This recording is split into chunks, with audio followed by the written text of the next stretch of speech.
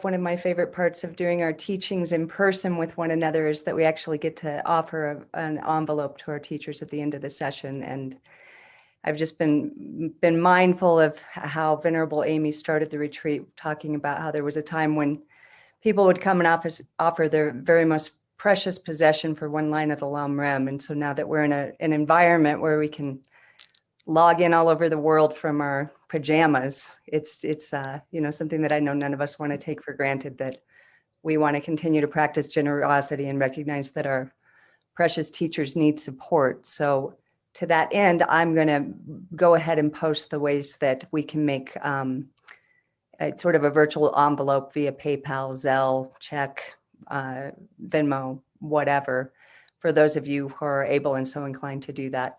I'll post that information in the chat box here in a minute, and then just again at the end of class. So thank you for letting me make that announcement. Thank you very much.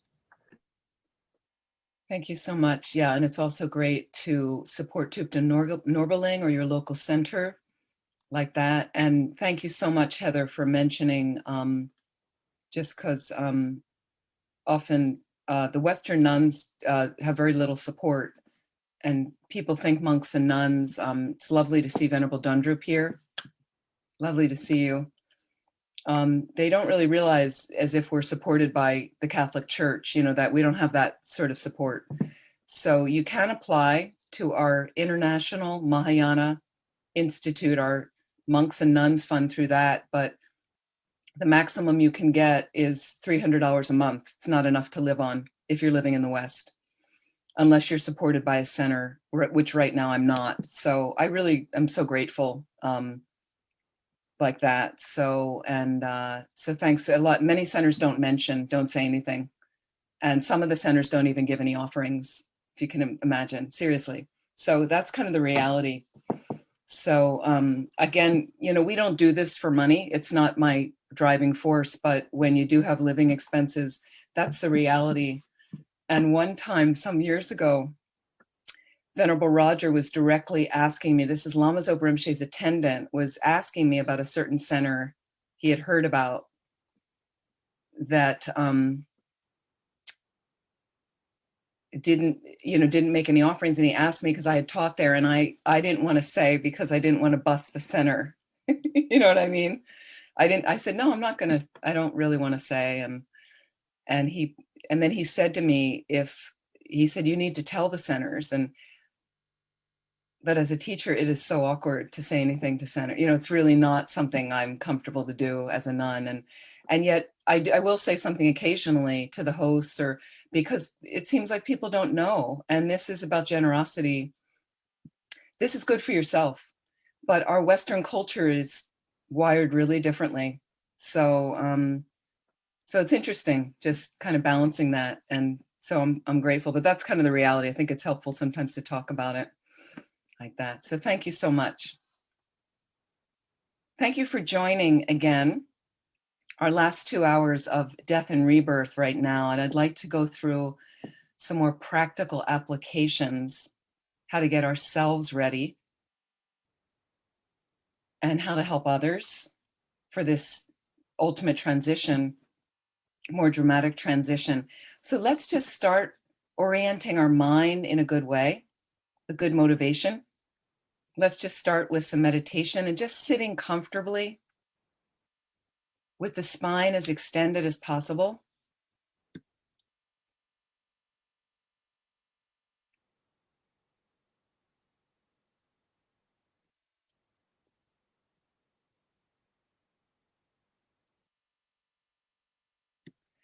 And just allow your body to relax as much as possible. So every inhalation, imagine you're bringing space into the body and mind.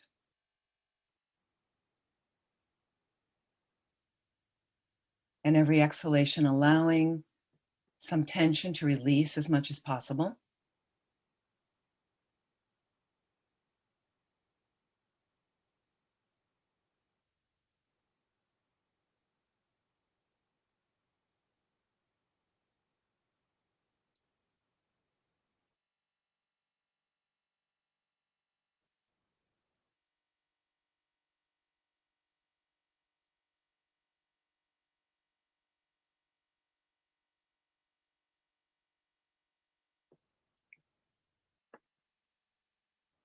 And just thinking, even though we're in the afternoon of our day, this could be our last day once again.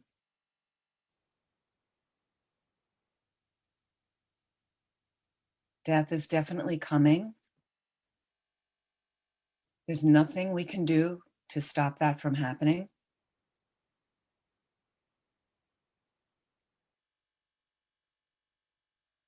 Think about your spiritual practice, the orientation of your mind being as expansive as possible, having a broad perspective, and letting go of all the little details and distractions so that we can invest ourselves right now in a path that will lead us to full enlightenment. Because it's from that place, as a Buddha, that we're unlimited, that we are fully empowered to benefit all living beings.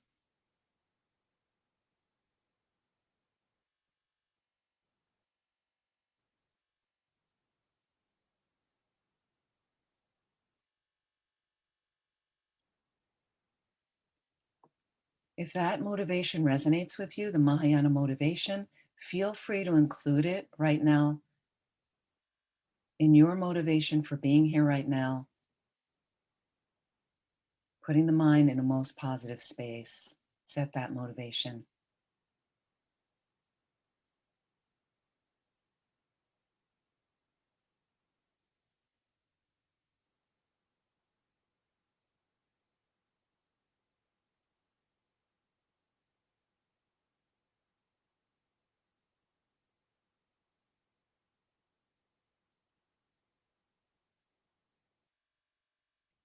Please relax, and when you're ready, slowly open your eyes.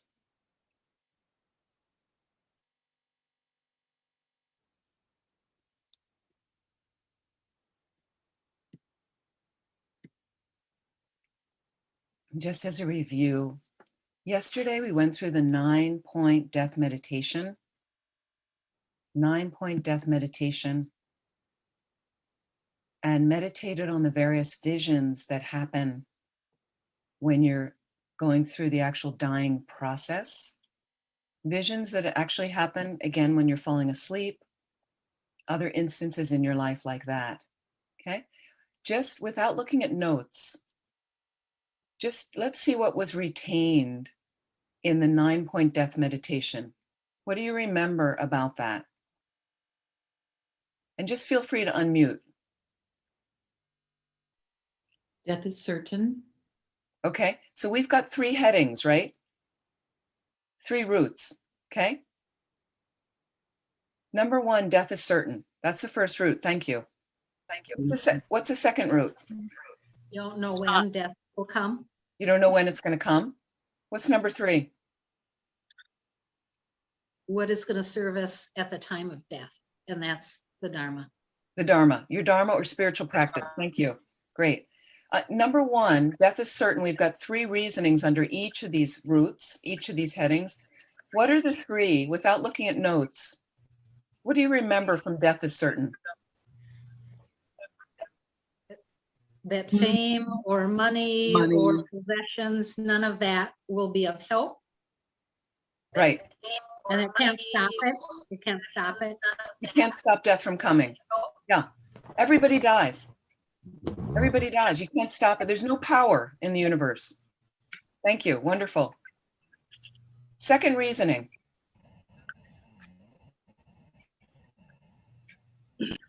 What do you remember? Second reasoning. Death is certain. What's happening? Every moment. We're getting closer. Closer to death. Yeah. Every moment we're closer to death. We're another Sunday closer now. We're another afternoon closer. It's coming. Okay. Number 3. Third reasoning. Death is certain. What do you remember?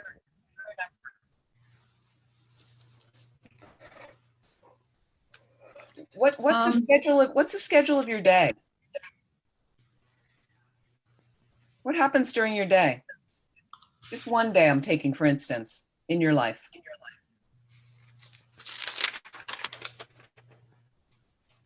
You have a lot of time to practice Dharma? Is that how your day is set up? Maybe not. Some of you are shaking your head. Okay. No. There's very little time to practice Dharma.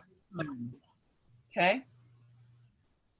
Maybe unless you're somebody like Beth, who's sorted out her life and she's got a simple life and is good for her. She was in my little pair yesterday. So we were talking. That was fun. Okay. Very little time to practice Dharma. Think about one day. Barbara, can you just mute your mic, please? There's some background noise coming in. Thank you. Think about, the reason I said look at one day, because it's easier to track the day. You know, you can kind of say, oh yeah, so I got up and then the morning, then I had breakfast and I had the coffee, then I did something outside. And where's the Dharma practice? Did you get up and have a nice meditation in the morning? Right? Okay, Patty, yeah, good. She got her meditation, great. But there's a habit that she's trying to do that in the morning. That's excellent. You know, but some people it hasn't happened yet. So in your life, when are you going to get to it? When is it going to happen? It's something to think about. If you're new, no problem. You can get it established. You can get it started. The center can help you do that. Absolutely. Don't worry. Don't think it's too late. It's never too late. It's never too late. You just start right now, right? Pema Chodron's famous book, Start Where You Are. That's all we can do. We try our best. Okay. Glad to see we have some felines with us participating for future life, making imprints for future lives. Excellent. Okay. That's the three reasonings. Under the time of death is uncertain. Third reasoning, third heading, the only thing that benefits us at the death time, our Dharma practice. What are the three reasonings under this? What do you remember? Our friends and family can't help us. Yeah, that's number 2. Yep, friends and family really aren't of any help. You're going to die alone. So they may lend a little bit of support, but sometimes it's not helpful. Sometimes they're not helpful. What's number 1? You can't take your possessions or money with you. Yes, they're not going to help. You know, they can make you a little more comfortable. Do they help your mind? If your mind's not together and miserable, doesn't matter how much money you have. Number 3. Body's not going to help you Your because body's it's of no- dying. Thank you. Your body's of no help because it's finishing. Sometimes it's because of the body often that we're finishing like that, but it's really because of the karmic seeds in our consciousness that are finishing for this life like that. Bobby, can you mute your mic? There's some background sound I'm hearing. Thank you. Sorry, it's my aquarium. I apologize. No problem. No problem at all. Thank you. Okay, so again, that's just and what happens from those 3 reasonings under those headings, those roots, we come to a conviction. I'm going to practice for the time I have left until I die. I'm going to practice now. Not going to put it off anymore, and I'm going to practice well. So as much as you can review those, and you can do a little meditation on those every day, a little reflection on death every day, seriously, is very, very powerful. Really. Not in a morbid sense. It wakes up your practice. It really motivates a practice because we don't know how much time we have. So what I'd like to do is go into, I mentioned yesterday how you get out of this body, a little bit about the subtle body, how you get into the bardo and in between state and into the next body. But the thing we have to understand is what's going on with the mind. And what we want to do is avoid lower states of rebirth. Okay, this is not the most pleasant part of the teaching. Lower states. So Buddhism has 6 realms of sentient beings. I mentioned briefly yesterday 3 upper realms, 3 lower realms. The upper realms, again, the humans are the lower part of the upper realms. then a jealous God realm, and then a hedonistic God realm. That's the upper realms. Okay. Now the human realm, even though it's the third down on the list, it's the most optimum rebirth from which to get enlightened, is what is taught, the most optimum rebirth, because we have the balance of leisure and suffering. The suffering motivates us to want to get out of the mess. The leisure affords us the time to practice. It's really perfect right now.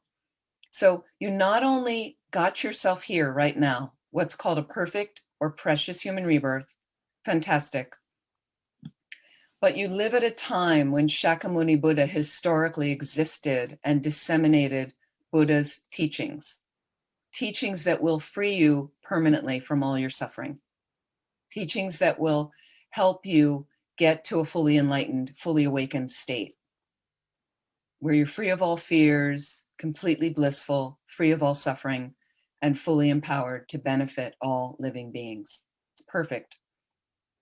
What happens is there will be other times, other eons like that. Perhaps your mind will be there taking form, taking birth in those world systems.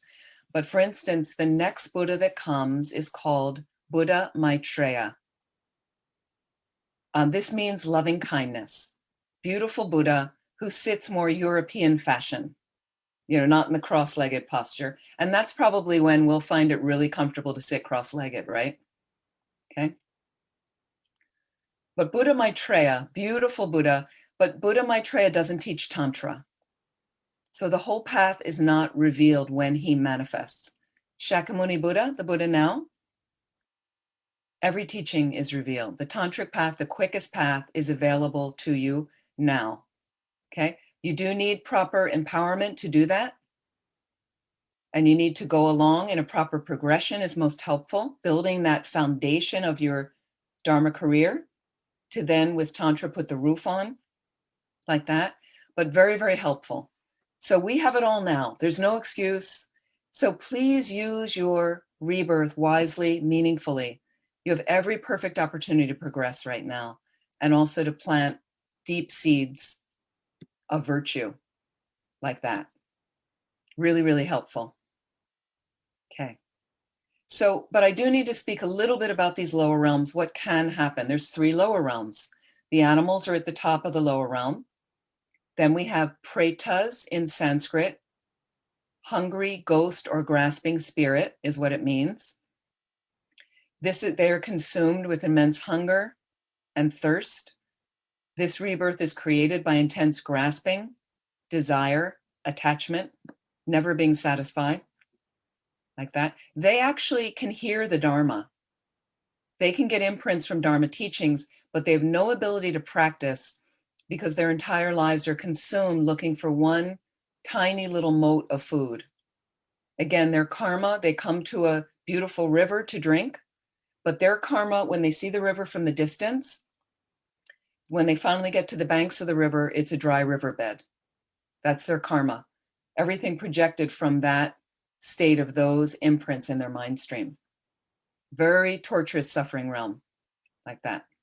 The lowest realm are the hell realms. And as I said yesterday, we have a variety: burning hot hells, hells where you're imprisoned and the building catches on fire and you're trapped, freezing cold hells. You can imagine, I'm not going to elaborate.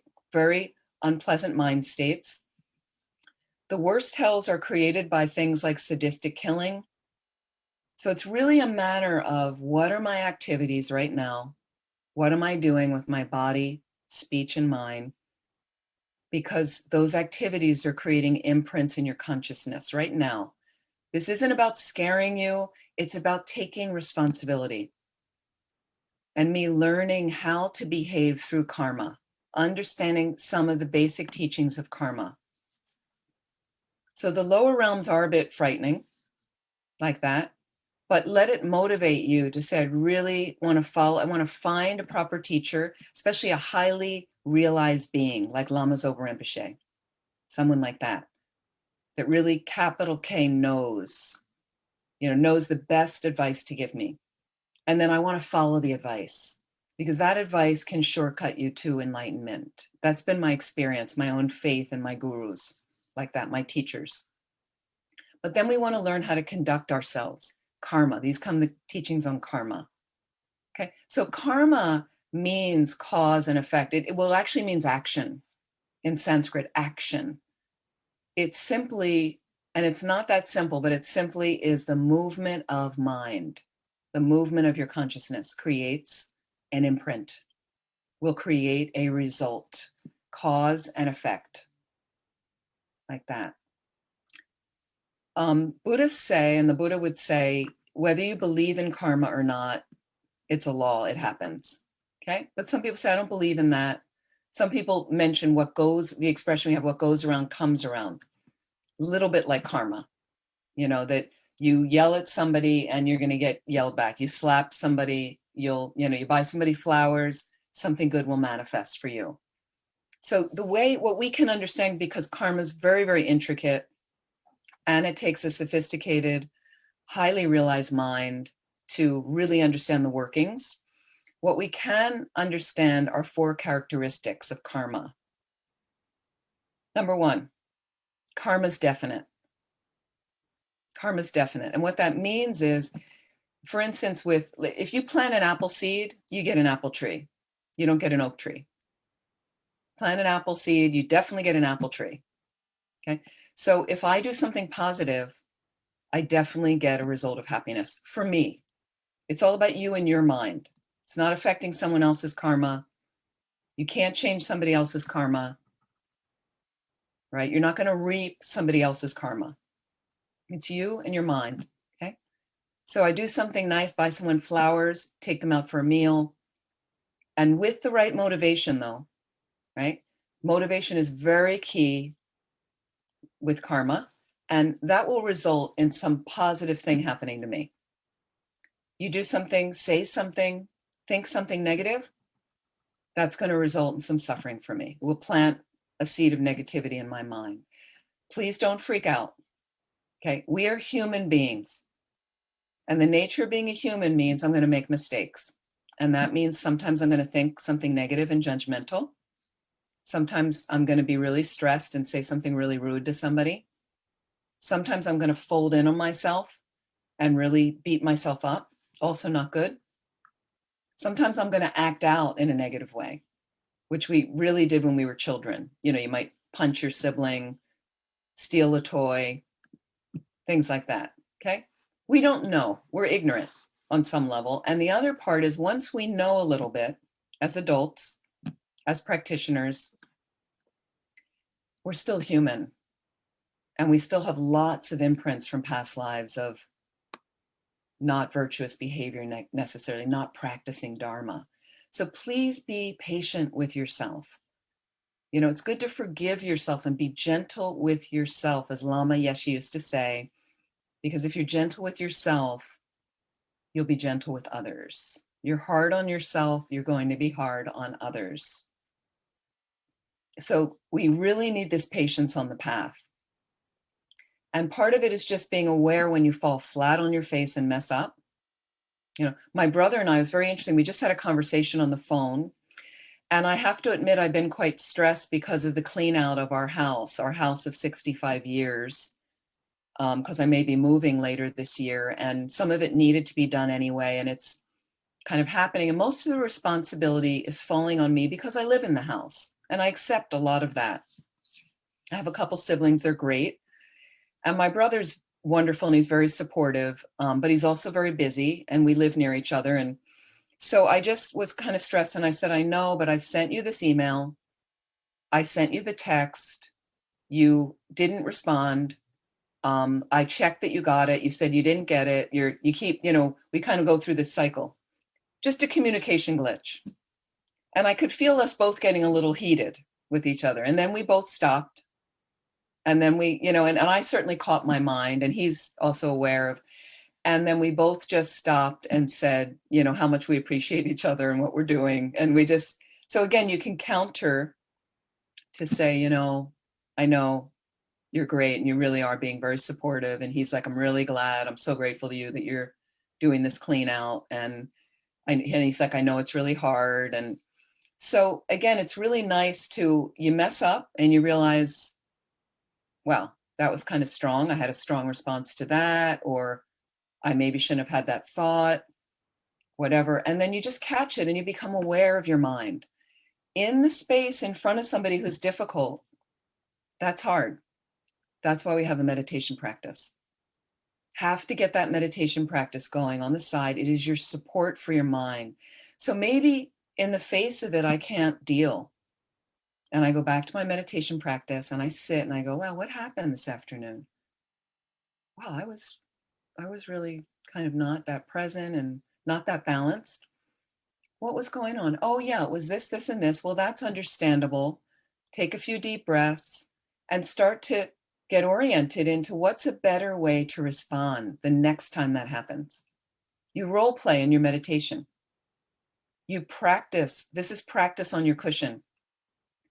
So I'm practicing better behavior, and you need to practice on your cushion, I'm sorry, again and again and again, because you might have 40 years of doing it another way. And so why is it that we think in 2 weeks or 2 months, we're going to have ourselves sorted and be enlightened? That's not realistic. Please bring realism into your path, into your practice, okay?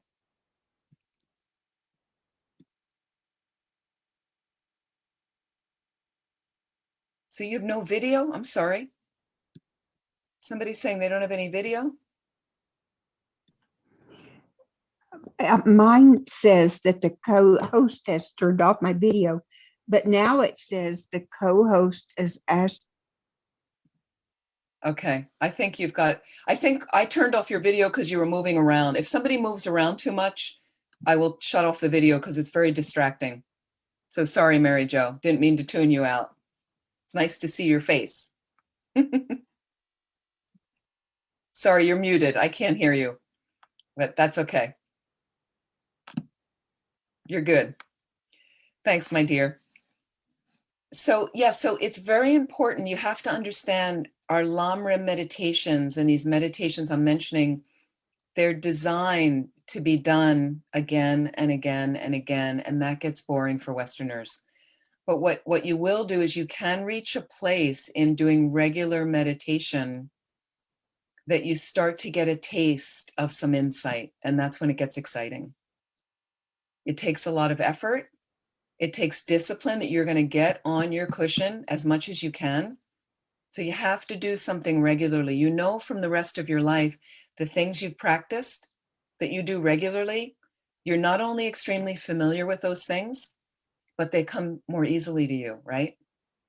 So we have to start to make that meditation, and then the meditation gets really juicy. Okay. So as I mentioned yesterday, when we did the 9-point death meditation, we did parts of it. What happens in analytical meditation on the Lamrim, you're turning around a certain subject. For instance, death is certain and everybody dies. Okay, and maybe I've read things in the book about that. So I'm using scriptural references from one angle. I'm using things I heard in a class. I'm using something I heard from another student, something I read in a book, a Lamrim book maybe, my own life experience. And I'm analyzing from every angle until that intellectual understanding, everybody dies, I know that, moves here to the heart center. And sometimes there's this aha moment, juicier, deeper moment. Okay. Then what you're going to do is take any concentration you have. Okay. Your shine, your calm abiding placement meditation, placing it on that little insight you're having. I'm going to die. I am definitely going to die. And you want to take that stabilizing meditation to deeply focus, to kind of laser in on that little insight to deepen the experience. Okay. It will fade again. And then you go back and analyze more quickly. And that's how we combine analytical meditation with placement meditation. So the reason we want to get shine, calm abiding, the reason we want the attainment of that, okay, is to use it on all the Lamrim topics and ultimately the wisdom realizing emptiness meditation, so we can have a direct perception of emptiness. It's not just so that we can have a pliable mind and be clairvoyant and have thorough concentration. There's all of a point is getting us enlightened, but mainly to get us emptiness. So we have a direct perception of that nature of reality. Hugely important on the path. And you need emptiness to get enlightened. You need shine to get emptiness. Okay. But on the Mahayana path, you need the good heart. So that involves bodhicitta as well. Okay. So we want to start understanding karma's definite, I mentioned. Second characteristic of karma, karma expands or increases. This is hard for some of us. Okay, you stepped on an insect long ago, you had no method of purification, you intended to kill it, and maybe you were a Buddhist where you knew it was not good to kill. Then if you don't purify it each day, it will grow and grow and grow and become a much heavier karma. Okay, but please know motivation once again is a huge factor. Most of us don't intend to kill insects and don't want to. Many Buddhists ask me, I have all these ants in my kitchen. I have termites. I have roaches. We have rats in the basement. And they want me to give them permission to kill these animals. I'm not going to give it to you. Okay, it's an individual decision. As a Buddhist, I am adamant about not killing. It's the number one precept in Buddhism, not to harm. So I have done all kinds of things that have taken a lot of my time to refrain from killing insects and killing small animals. And okay, you just need a little bit more patience. And I'm not saying I have much patience, but I really feel like I've got to at least keep that one precept. That's the main thing that really distinguishes us also as a Buddhist. Not that other traditions don't follow that, other religions very much, I think, don't want to harm. But I can't give you permission to say it's okay to have your house bombed, to kill the termites and things. We do practices, pujas, which are rituals. With ants, I've done my lemon juice streak. I have washed down counters that are ant-free with bleach again and again and again to, have relocated food sources for ants. I have liberated flies, hundreds of flies from a dead rat in the woodwork.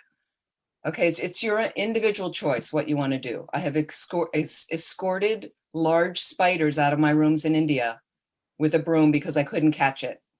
I'm a little afraid of spiders, so best I could do was just escort it out of the room. Okay, it's your decision. Just know if you decide you're going to kill, just own it. And just know I'm going to do a purification. I don't really want to do this. I can't see any other way. Our house is going to collapse. You make the decision. Lama Yeshe sometimes advised people, again, this is his realization. He's got high realizations. The monks at Kopan once got worms, intestinal worms, and he made them take medicine that would kill the worms. And he just said, well, otherwise you're going to die. So he found that the lives of the monks better to practice Dharma, and they would do purification practices to minimize the killing that they did. It's the best we can do sometimes. It's an individual decision. But every day, every evening, I do a Vajrasattva practice. And that's something Thupten Norbaling, I think, offers. Fantastic. And you do this practice, which is a deep purification practice, visualizing an aspect of the Buddha that helps us purify Vajrasattva. And I do that every evening to help me minimize whatever negative stuff I did that day, right? And I like to do prostrations in the morning. That it's a nice invigorating wake up that helps me purify. So I kind of have some extra bookends, and I try to follow the advice of my guru, and I try to do other practices, and you just do the best you can. Do the best you can. There's that pussy cat. Oh, money, baby, home. Okay. So, third characteristic of karma, but also positive karma expands. Okay. Positive karma can grow. And the other thing is be cautious. The reason we dedicate merit at the end of an activity, at the end of this class, okay, is sealing in the merit, sealing in the positive energy. Anger can destroy your merit and your positive karma. Anger can destroy if it's not dedicated. Okay, so you definitely want to make sure you're doing a dedication at the end of a practice or activity like that. And you can also purify a negative cause before it ripens. Purify a negative cause before it ripens. That's why it's helpful to follow the advice of a highly realized being. Rinpoche's given me a lot of practices, a lot of us practices to do. Sometimes they're called nundro, preliminary practices that are designed specifically to help us purify and help us accumulate merit. These conditions we need to move along the path. And they clean something out. And I've done many of them, and I really feel each time I finish one, you know, something seems to have gotten unrooted, some negativity washed out. You know, I can't always say specifically, but something feels like I always feel much better once I've finished like that. I've noticed, for instance, some of you know I'm making satsas now. I have a 200,000 image commitment to complete, and I'm around 182,000 images I finished. But I've noticed that when I started them again after 16 years not doing them, started them again last December, really quickly I started to get, every time I make them, I get some kind of rash erupts on my body, right? So there's obviously, it's doing something. It's purifying something. So I'm happy. I'd rather have a rash than have cancer. You know, that works for me. And then it eventually goes away, and then I start another set, and then a little bit more, you know, like that. So it seems to, if you have faith, I think it does purify something.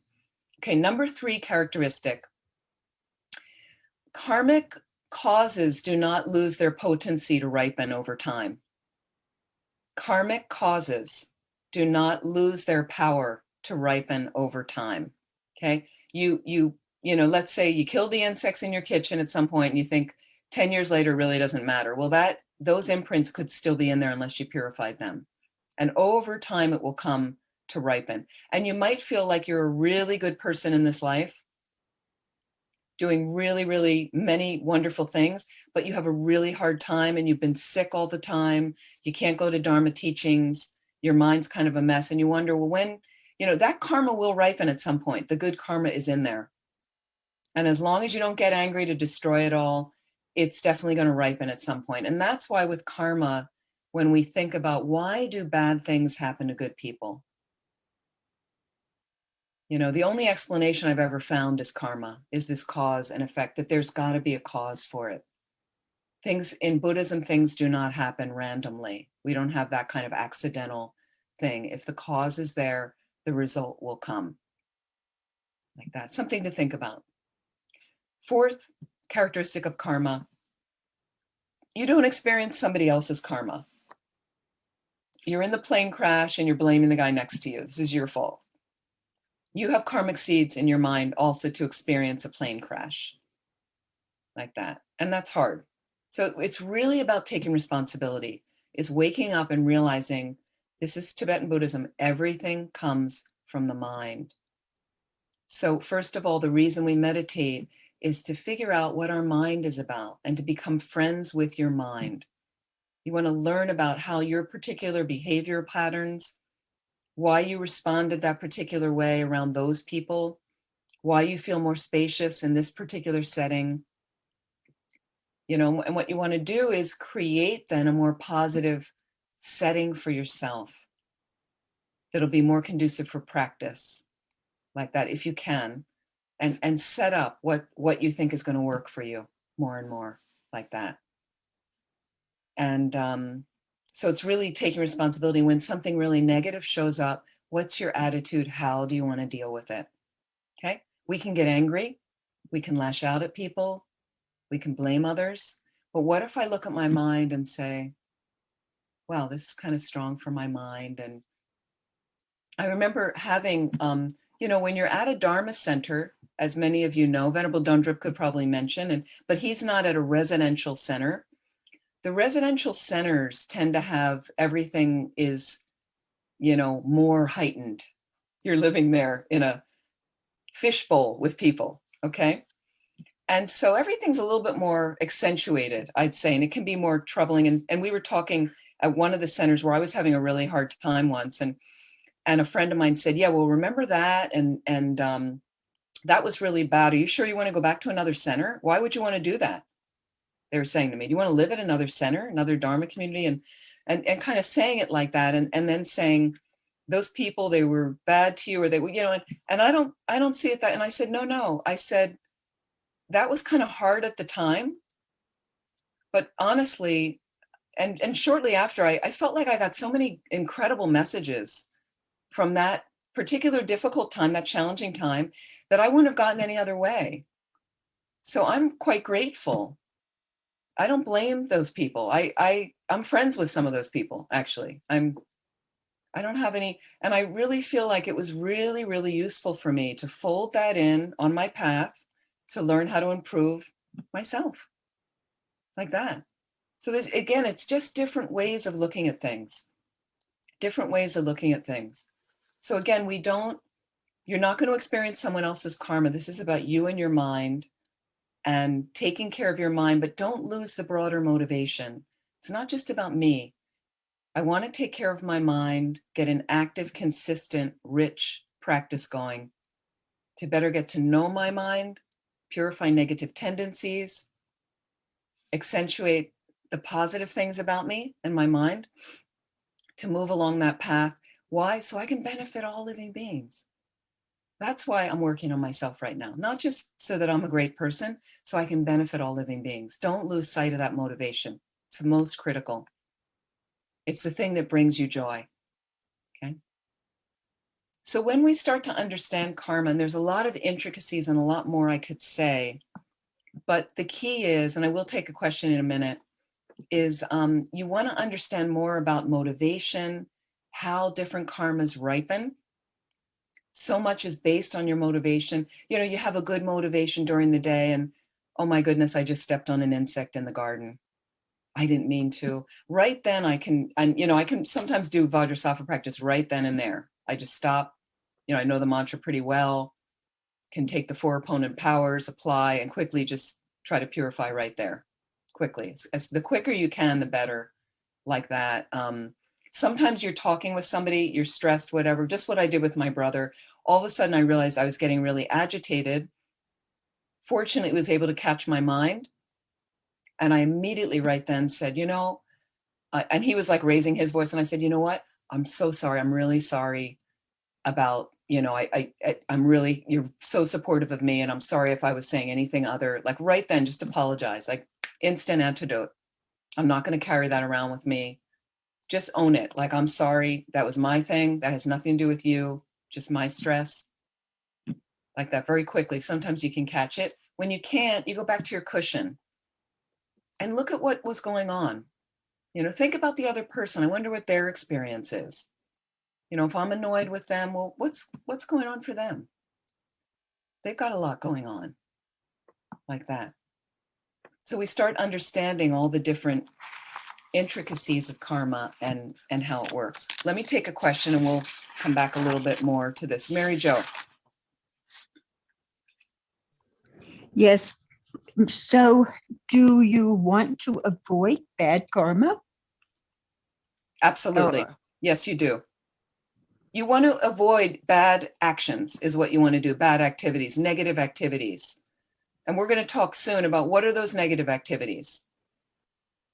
Most of us know what they are, but I'm going to give you a little bit more traditional rollout. Now, if you do experience negative activities and you're going through a hard time and you get sick and you're really negative and nothing's working for you and you're having money troubles and a loved one died and whatever, these things are going to happen to us. It's natural. They're going to happen to us in samsara.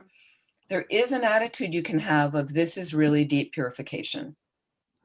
Yeah. And you do want to motor on, okay, with awareness, right? And fold in what's happening. Like make sure you have time for reflection of give yourself some space, especially as we talked yesterday, death of a loved one. You need to give yourself space for the grieving. But even if I mess up and I yell at my brother, he yells at me and then I'm hurt the rest of the day. I'm not hurt because we communicate okay and we're fine. But let's say, I got off the phone and I didn't say I was sorry. I'm going to think about that. And I'm going to think about better ways to communicate with him. I'm going to make sure I ask him the next time I talk with him, what does he need from me? What's a helpful way for me to communicate with him? What doesn't work for him? I can talk to my brother like that. You know, we're fine like that. But fortunately, before any of that happened, he and I just apologized. We're great. We're fine. Thank you so much. You're so helpful. Like that, I'm really fortunate with my siblings. And so, but when a negative stuff happens, you get the flu, you're, you know, purification. And if I have the flu, COVID or whatever else flu, you know, those flus where your hair hurts, that kind of flu, nasty flu. I get one of those every 10 years, man. But when you get that flu, for me, what it really is I need rest. You know, I'm going 100 miles an hour and I'm not following the signs that I need to take a break because I'm a little bit of a workaholic. Okay. So when I get a flu, it's kind of my body saying, enough right now. You're in bed for 3 days. Sorry. You cannot do anything more. But when you get that flu and you're lying in bed and you really don't feel well, why not think of others that are sick and take on their suffering? Because you have the flu. You know, it's not going to make your flu any worse. This morning I was teaching another class and we just did a Tonglen meditation, taking on the suffering, offering the happiness. I'm sick anyway. Let me think of all the people that have flu and have worse than flu. Could I just imagine taking that on? Doesn't harm me. What I'm going to let it harm is a constricted knot of my self-cherishing in my core. Minimize that. Let that diminish, diminish, diminish. It forms again and we keep purifying. But as I purify it, I have a place of more space, happiness, peace in my heart and mind. Let me offer that to them. Let me offer them healing, good health. It's an attitude you want to create in your mind. It's simply an attitude, perspective, okay, that helps you topple the negative mind states to show up in a more positive way on the planet. That's really our job, I think, as much as possible. Does that help, Mary Jo? Yes, it does, but I'm having a hard time absorbing some of this. What did you say about that? It was kind of about Tonglen, but the self-cherishing core that's in our bodies. So Could you with Tonglen, that? the way I lead the meditation is I imagine in my heart center, not the heart, the organ, but kind of in the center of my core, there's a constricted knot of my self-cherishing, all my selfishness, all my self-absorption, because that's the only thing that gets in the way of my happiness. Okay, that and my wrong view. Okay. And what I do is as I imagine taking on someone else's suffering, which sounds quite heavy, like most of the world, this was a secret teaching initially. And the reason it was secret is if you're not a Buddhist, people wouldn't understand why you'd want to take somebody's suffering on. Okay. Unless you're the mother of that person. Mothers will do it. Fathers will do it. But who wants somebody suffering? Okay. It's simply an attitude. I'm imagining taking on someone's suffering, but it doesn't harm me. It only harms the self-cherishing knot at my core. As I diminish that and purify that, I'm filled with more spaciousness and peace, and I'd like to offer that to whomever I'm praying for. Does that make sense? Yeah, that's awesome. Really. Yes. And you can study more about Tonglen like that slowly. Barbara, you have a question? I do. You had mentioned that now is a time of Shakyamuni Buddha being, I don't know, present or whatever, but that's not always going to be how it's going to be. And then Buddha Maitreya is going to be prevalent. I didn't understand that at all. So these are the teachings on Buddhist cosmology. And I know we're all at different levels here, so I don't mean to add too much for those of you that may be slightly newer, and not to worry, you know, we can hear these teachings again and again. Right now, we have different world systems and different eons according to Buddhist cosmology. Okay, so because there's no beginning or end to your mind, the mind has a beginningless and endless nature. And the reason it does is because every moment of consciousness, every moment of your mind is the cause of the next moment. And that next moment is a result of the preceding moment. So that result of the preceding moment is the cause of the next moment. And that next moment's the cause of the next moment. So if you think like this is the end of my mind when I die, no, Buddhism says your subtle mind is still going on and there's no end, because that end that you think is the end is simply a moment that causes the next moment. So this is very hard for us initially to understand because we're very linear thinkers. January is the beginning of the year, right? Monday for some people is the beginning of the week, right? Sunday, the end of the week. This class today started at 4 p.m. and it ends at 6 p.m. my time, Eastern time. So we've got our beginning, we've got our end, like that. We know at midnight tonight, Sunday's over. Like, so that's how we're used to, there's a beginning and there's an end. Not in Tibetan Buddhism with the mind. So it's hard for us to get a concept of that. Now, if you have this particular present moment of mind, present moment of consciousness, Buddhism says there's a moment before that caused it. There's a preceding moment that caused it. And that preceding moment, right, is the result of the preceding moment. And that goes back. And if you want to say, well, the beginning was my conception, that's the beginning of my mind. Well, if all these other moments have a preceding cause, Tibetan Buddhism says at the moment of conception, when your most subtle mind is there, okay, there's a preceding cause for that as well. So that indicates a past life. And it goes back and back and back into countless lives that you've had. It's something you need to think about. And there's meditations you can do on that, the continuity of consciousness. It's a meditation that's part of the first Discovering Buddhism course called Mind and Its Potential. Very powerful meditation to do again and again to understand this continuity of consciousness.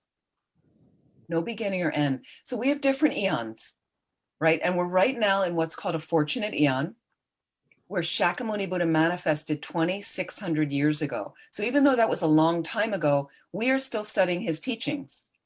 That's exciting. Those teachings were passed down. Those are some of the things, the qualities that make up a precious human rebirth.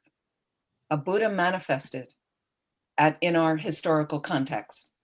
Not only did he manifest, he taught. He taught how to get free, how to reach his state, okay? And those teachings, another positive attribute, the teachings are disseminated. Thupten Norbaling, you've got a center. Gyawa Gyatso Center, where Venerable Dundrup lives nearby in Fairfax, Virginia. You know, this is all part of our network of all these centers of FPMT. Really, really powerful. So, but what will happen is eventually this world system, planet Earth and its galaxy is going to die out. I think we understand that, right? I mean, this isn't really science fiction. Look at our planet, look at the resources, look at how many people, look at global warming. All the religions point to this, that there's going to be an end of our planet. I think that's reality, right? But don't be afraid of it because your mind's going to go on. With whatever imprints you make, you will go on to a different world structure, right? And there can be, and if you like, and you make enough positive imprints, Buddha teachings will be there. Dharma will be there. Some way to get free will manifest. In another time, countless eons in the future, Maitreya Buddha will manifest. And you may be able to take rebirth then and get some teachings. But Tantra basically won't be taught during that time. But there'll be other world systems, and there's been many more. And it's kind of gradients with a lot of Dharma, and then it degenerates and goes down, and then it comes back up, and then it goes down. And that's according to Buddhist cosmology. So not everybody believes that, but just to give you an explanation, Barbara, like that. So the main thing now, what really, you know, instead of focusing on past lives, future lives, if you just try to be a really good person now and try to make as many positive imprints as you can, no question, that will be beneficial. If anything, in having a peaceful death. Absolutely. Absolutely. So let's look at right now, if I understand a little bit about karma, and we can certainly talk more about karma, but that's almost its own course as well, but I wanted to mention a bit about it. But what we want to then understand is, how do I conduct myself now that I've heard about karma and I realize that my body, speech, and mind are making imprints leaving imprints in my consciousness, what do? Okay, so we have something that's called avoiding 10 non-virtues. I'm sure some of you have heard this before. We avoid 10 non-virtues. And what I like to call it is practicing 10 ethical guidelines for just wholesome living. And most of you are already living this way. Okay? So they're divided up into body, speech, and mind. So it's a nice, easy little chart for us to kind of chart with, so what's my speech doing? Did I do that with my body? I used to do that with my body in the past, so I need to do some purification. What's my mind doing? Okay, so these are what we avoid, the 10 non-virtues, and I'll give you the ethical guidelines. 3 of them are related to your body, 4 are related to your speech, 3 are related to your mind. The 3 related to your body, we avoid killing or harming others, which goes all the way down to single cell organisms, is considered as sentient and has a mind, includes insects.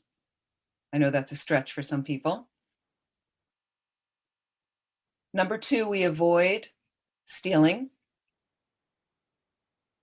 which also involves taking what is not offered and borrowing without asking. Number 3, we avoid sexual misconduct, like adultery.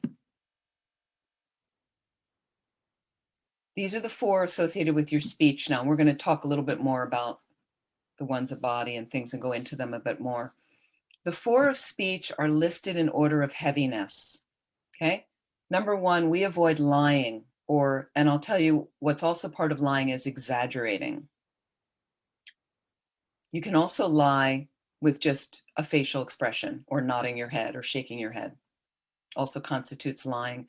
White lies, yes, are included under that category. Number 2 of speech, divisive speech, we avoid. Number 3, we avoid harsh speech, yelling at people, cursing at people, like that. Number 4 of speech is the lightest of speech, but the issue with this one is we do it repeatedly. We avoid gossiping or idle chatter.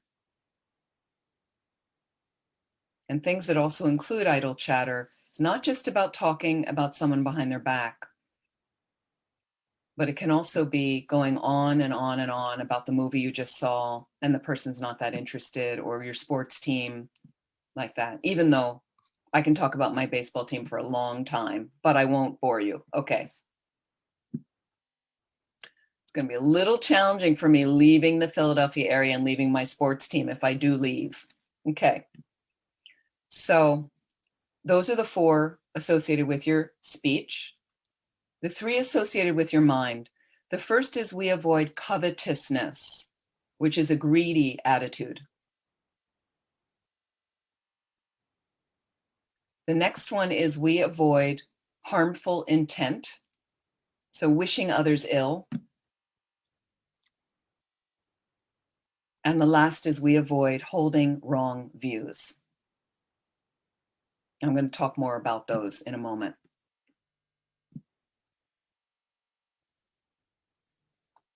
Okay, so with the ethical guidelines, avoiding harming and avoiding killing, the ethical guideline would be saving life, protecting life, respecting life.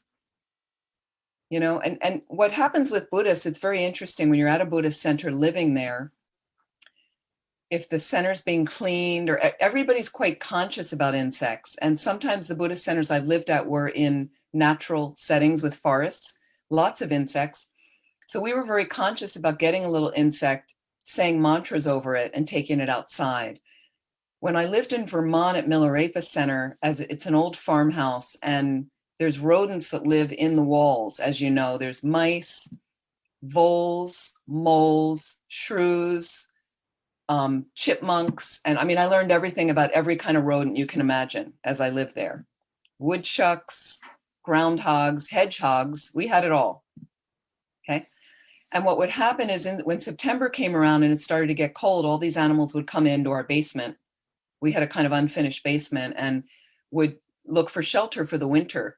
So what we could do until it went freezing, we had the little have a heart traps and we would catch them. And I was catching 2 a day. I would usually start for 3 weeks and catch 2 a day. And then we would walk them around our stupa. We had a stupa there. And then I would drive them to New Hampshire. Okay. You're supposed to drive rodents at least 4 miles or 5 miles away, or they come back. And they did come back. We did a little experiment and they did come back. But if you drive them over a river, the Connecticut River, or the Passumpsic River where I lived, the tendency is they won't come back. And we could only do it until it got really cold out. And then I couldn't do it anymore because I couldn't put them out there. So we would just live with them. Sometimes they'd take root in the basement and then in the spring they'd all go outside again. So you're very conscious of this. And it's really hard for me now if somebody kills an insect in front of me. I notice I get really alarmed.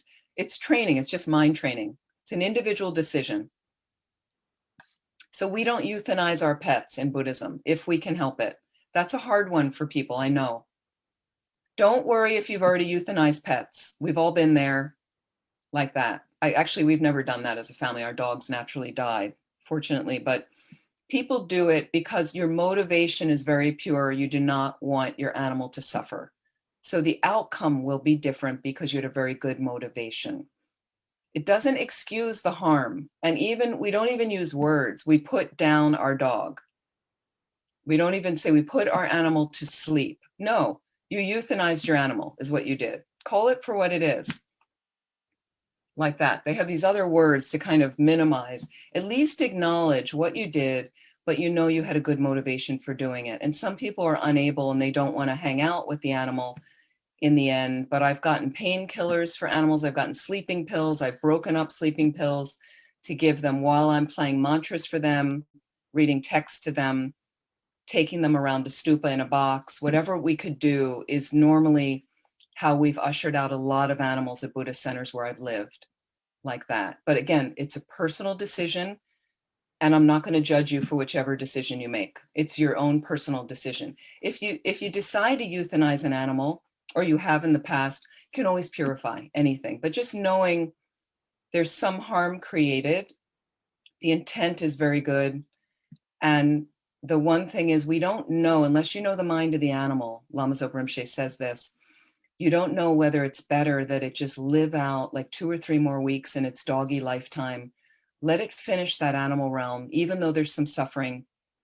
Better to have it finish that quickly where it might then take a good rebirth. We don't know. If we abort that more quickly and end it, it might still have to take another rebirth to finish that animal realm kind of rebirth. So again, we don't know. And Rinpoche has given different advice for people on life support as well. So if you can find yourself aligned with a highly realized being that you're associated with, that is a teacher for you, a spiritual teacher, Lama Zopa Rinpoche is certainly the spiritual director of Thupten Norbaling and Gui Samaja Center in our centers. And there are students that have been able to ask Rinpoche, or they're close with Rinpoche, their parent is dying, their brother, sister, partner, whatever. And Rinpoche said different things based on his level of knowledge and realization. If you have faith in Rinpoche, you will listen to the advice, basically. But I know around the same time, a friend of mine in the Dharma community, this both happened in California, their father was passing away. I think he was in his 80s. He had been very associated with the Dharma for a long time, had a massive heart attack, was on life support, and they consulted Rinpoche, and Rinpoche said to gather the family around his bed, and then when everyone was there, they could take him off life support. And he lived for 24 more hours on his own breathing, and then he passed away peacefully. And at the same time, another man was dying in the same area, and a Dharma student, and Rinpoche suggested, he was much younger, Rinpoche suggested they keep him on life support as long as possible. So maybe Rinpoche saw something that better for him to have a little bit more in this life. And I think he lived for some weeks and then passed away. So the family sought the advice, and we're happy to follow the advice, and also with the person's wishes as well. So it's something you can think about. Okay, so we would try to save lives. We've done animal liberations where there's animals that are going to be killed to be eaten in a restaurant.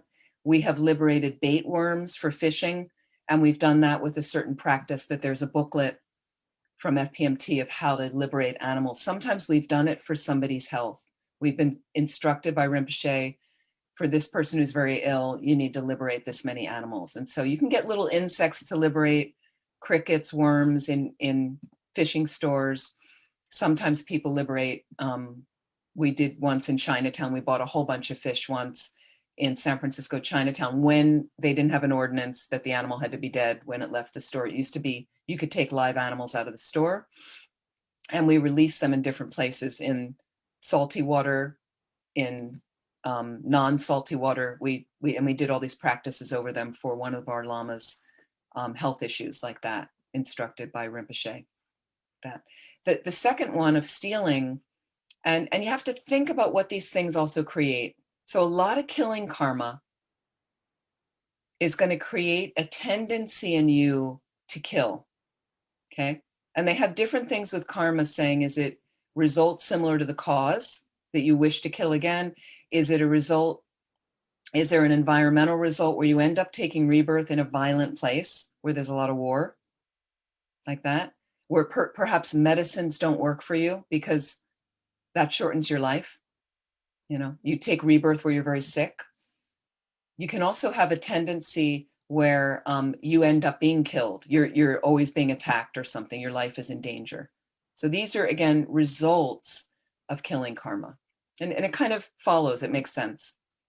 So you can really study karma intricately and see what kind of this leads to this. And some of it really follows directly, and some of it doesn't seem to follow as directly.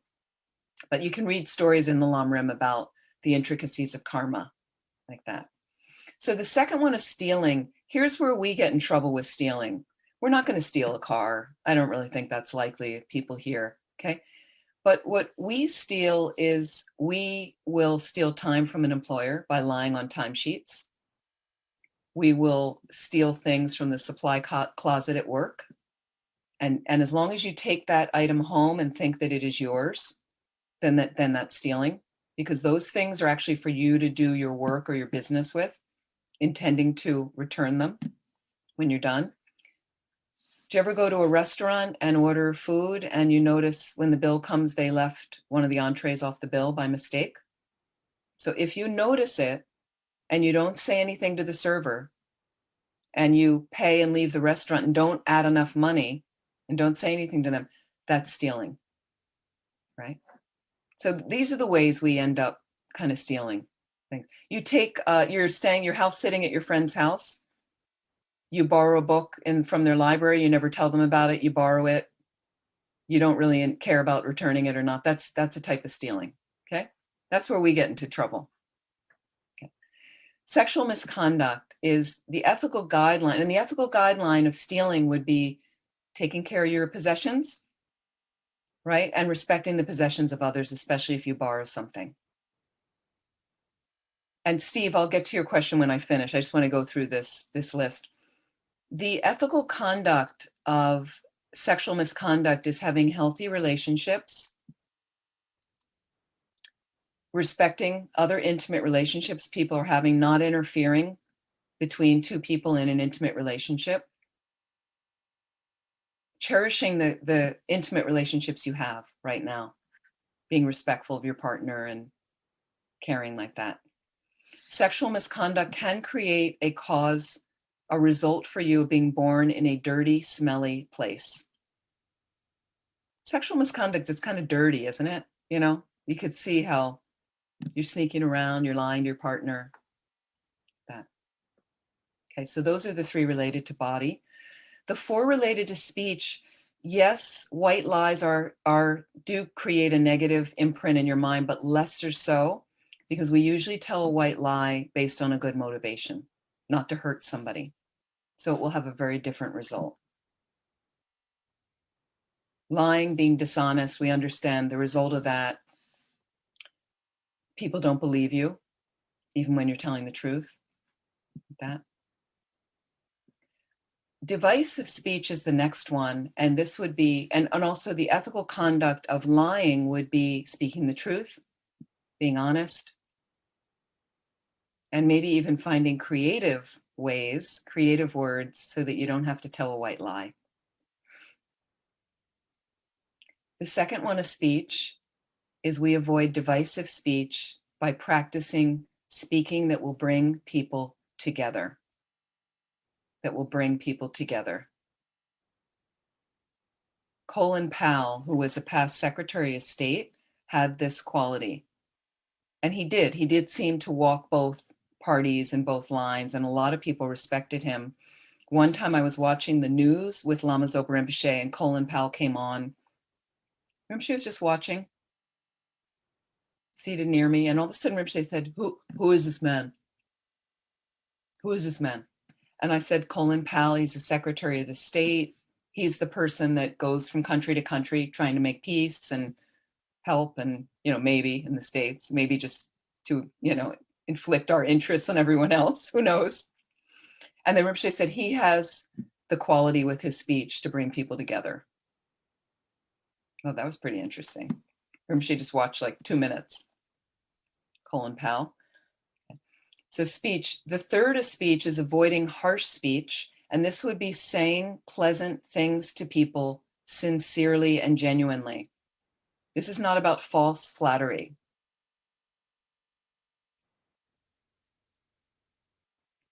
And the last one of speech is avoiding idle chatter, idle gossip. So mostly it's about speaking meaningfully is the ethical guideline. Speaking meaningfully usually involves talking about the Dharma, but it's hard with non-Dharma friends and family to just say, I can't really talk to you unless you want to talk about the Dharma. Not skillful. So you find a skillful way. And what I've noticed with friends and family, when they're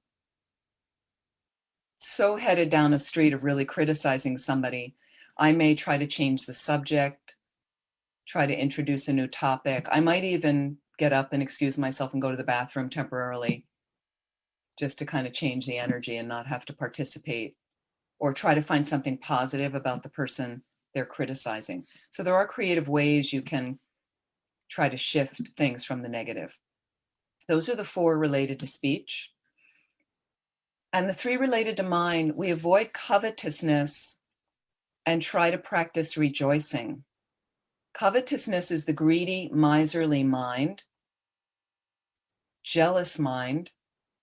So if I can rejoice because somebody got the job that I wanted, somebody's on the holiday I want to go on and got that new shiny red car and those clothes, and if I can just feel happy, you can practice rejoicing if you're not a natural rejoicer. And the practice slowly will come over time where you realize you're actually happier to think good thoughts about them. How wonderful that they're going on that trip.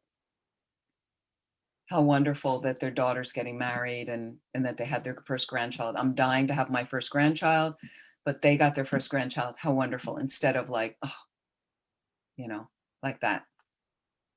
The next one of mind is avoiding harmful intent. This is really nasty space of mind.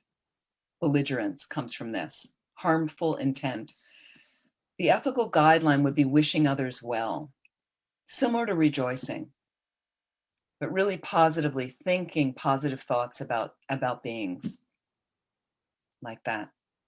Wishing for their success, wishing for their happiness, in your mind, a mental attitude. And it can even be directed towards enemies, because if you're wishing them well and wishing them not to suffer, if your enemy's not suffering, they're probably no longer your enemy, most probably. And the last one is holding wrong views. We avoid holding wrong views. And we have a number of wrong views in Buddhism. Let me just explain some of these wrong views. So this does relate to emptiness. Obviously, the helping us avoid the ultimate confusion and ignorance that is the source of all of our suffering. We have an inflated misconception about how we exist, I, myself, that I hold myself dominant, concrete, unchanging, permanent, inherent, existing for all time, with all, my own characteristic and nature. I don't exist like that at all. I'm changing every moment. The only way I can exist is by changing, because I come from other things. I come from sperm and egg that developed into this. I come from my parents wanting to have another child. I come from my parents' parents having them. These are causes and conditions that got me here. Right? I come from my parts. I'm based on my parts, which is my body and mind. Okay. And on that, I'm labeled either woman, nun, white girl, American, Amy, anything like that is labeled on that. If Amy existed for all time, which is often the way you feel about yourself, Patty exists for all time, Barbara exists, Barbara, concrete, you say Barbara, there's Barbara, very, Heather, there I am, suddenly right there. That's how we feel. So if Amy existed for all time, which is how I often innately feel, when I came out in the delivery room where I was born, okay, everyone in the delivery room would say, it's Amy. What came out was baby girl.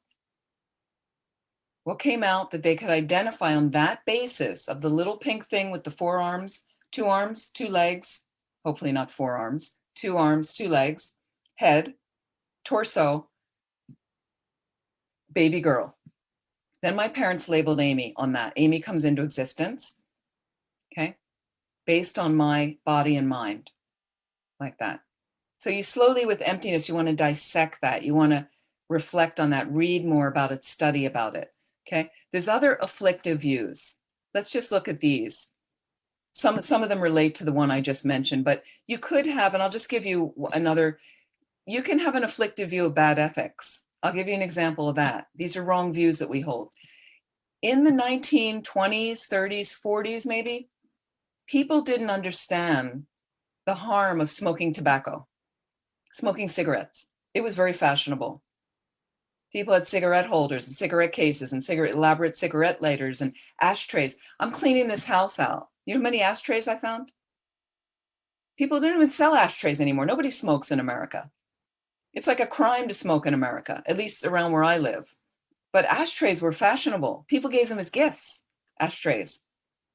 Right? I found this vintage 6 ashtray glass thing. It was all, and I said to my brother, what is this? And it had a mark on it. You could see one of the ash. He goes, I think it was an ashtray. It was this huge thing. Can you imagine now? Okay. But we thought cigarettes. So if you now today, 2021, think cigarette smoking is good for your health, that's holding a wrong view, no doubt. Okay.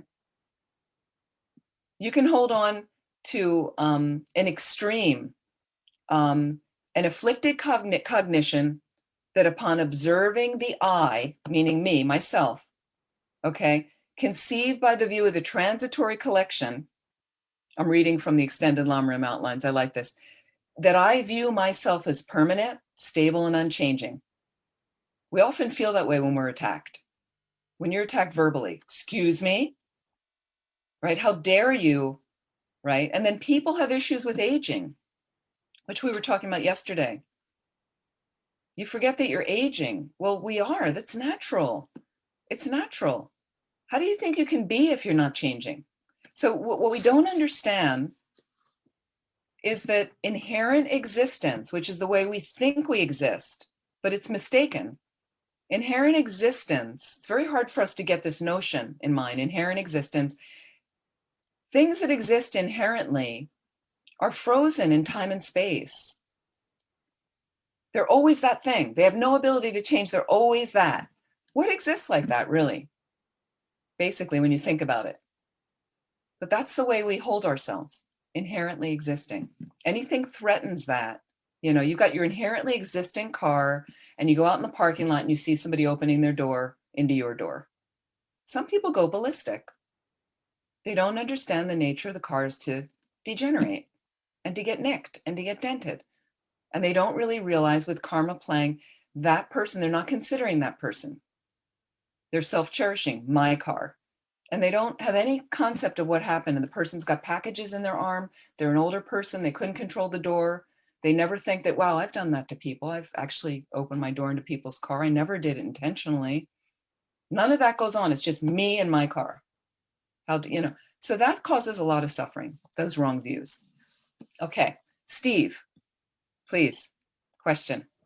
Thank you, Venerable Amy. This may result in something that it's going to take too long. Just a real quick question on killing, vegetarianism. Thank you. You go, you eat fish, you eat chicken. It would seem to me that the ideal would be to be a vegetarian. But His Holiness says it's best to be vegetarian if you can, if your body will support it. Some people, His Holiness tried, and I think he's kind of vegetarian every other day. He got quite sick. Some people, it's hard for them. Now, I think in the West, with all the wonderful, nutritious food and vegetables we have, it's not that hard. In Dharamsala, it's a mountain area and the vegetable quality is really poor. So I can understand that. That might be more difficult. But it's a personal decision. But I think the less animals you can consume, you're creating a demand when you want to order that fish or eat and His Holiness once said, this is when I gave up shellfish a long time ago. I was at a teaching in Dharamsala and His Holiness said, so if you need to eat protein, animal protein, many people can eat from one cow. But he said, if you have prawns, shrimp, he said, sometimes on your plate, 12 shrimp. And he said, 12 sentient beings. That was it for me. That was the end. And I was an oyster lover. That was one of my favorites. And that was the end of that. The last time I ever had an oyster. So it's a personal decision again. Like my particular constitution doesn't really like being strict vegetarian, but I certainly tried. I don't digest soy very well, but I can supplement with other things. So I certainly in the summer in a warm season, it's really easy to be vegetarian for me. Personal decision, but I think, yeah, best to be vegetarian. And they say literally, if you're not, creating where you're not pointing to the chicken and saying, I want chicken now, kill that chicken. That's really the killing karma. But if you go to a grocery store and you buy packaged chicken, you're creating a demand for that. That's similar. But again, it's a personal choice. thank you.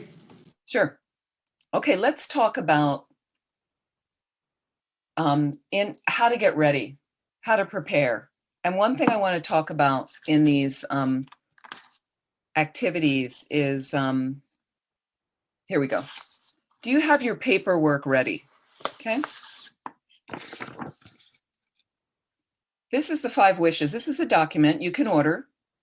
There's many of these online. Okay. And this is basically there you go, Patty. You can adapt this into your own document. That's what I did. Adapt it into your own document. But some people have a last will and testament. That's a legal document. You might get a lawyer. I think you can do it online for free. But that's kind of like my house, my money, all that kind of stuff that you want to have an executor who's going to take care of those things when you die, and you put all that down on a piece of paper. It has to be notarized. It has to be signed legally with witnesses. Whatever it is in your state, you have to figure it out. Okay, so you do that. That's one document. Second document, your health directives. What I did is I combined my health directives with my Dharma wishes, with my 5 wishes. And what the 5 wishes are, think about this. You should think about it now. Sometimes when you're dying, it's too late and you're not able to focus your mind. And when you're dying, you don't want to be dealing with this. The other thing is it makes your life easier once you have them done. It's your wishes for the person I want to make care decisions for me when I can't. The kind of medical treatment I want or don't want. How comfortable I want to be. How I want people to treat me. And what I want my loved ones to know.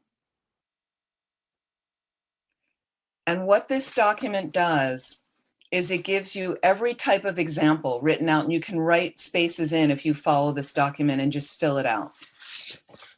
And I'll give you an example.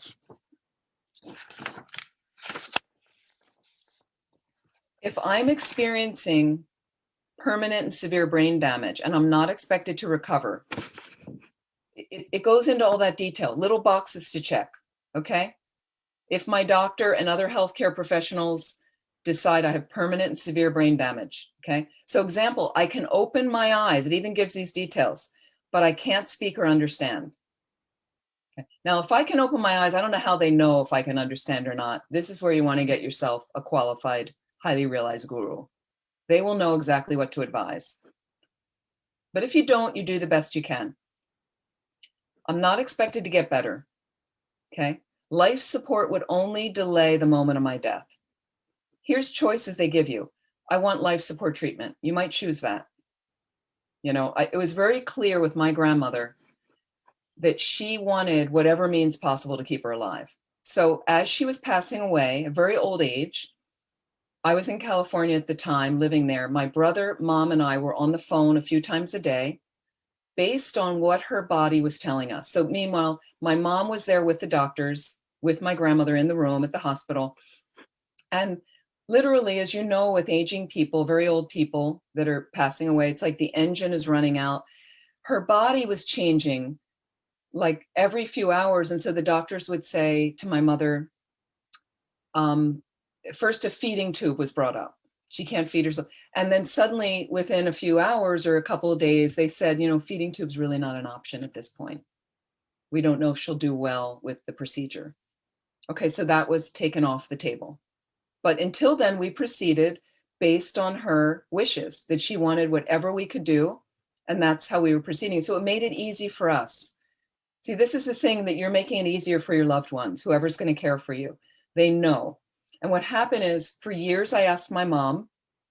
She never wanted to talk about death, but I didn't really know what she wanted. And once my grandmother died, she got it. And then find the appropriate time. And we finally were able to have that conversation, and she told me exactly what she wanted. And then it made it much easier taking care of her like that. Here's another option. I do not want life support treatment. If it's been started, I want it stopped. And a third option, I want to have life support treatment if my doctor believes it could help. But I want my doctor to stop giving me life support treatment if it's not helping my health condition or symptoms. And there's extra space you can write in. You can cross things out. Very, very detailed like that. 5 wishes. So you can also have how comfortable I want to be based on pain medication, based on if you want your body touched or not touched, because usually as Buddhists, we don't want our body touched other than stimulating the crown a little bit.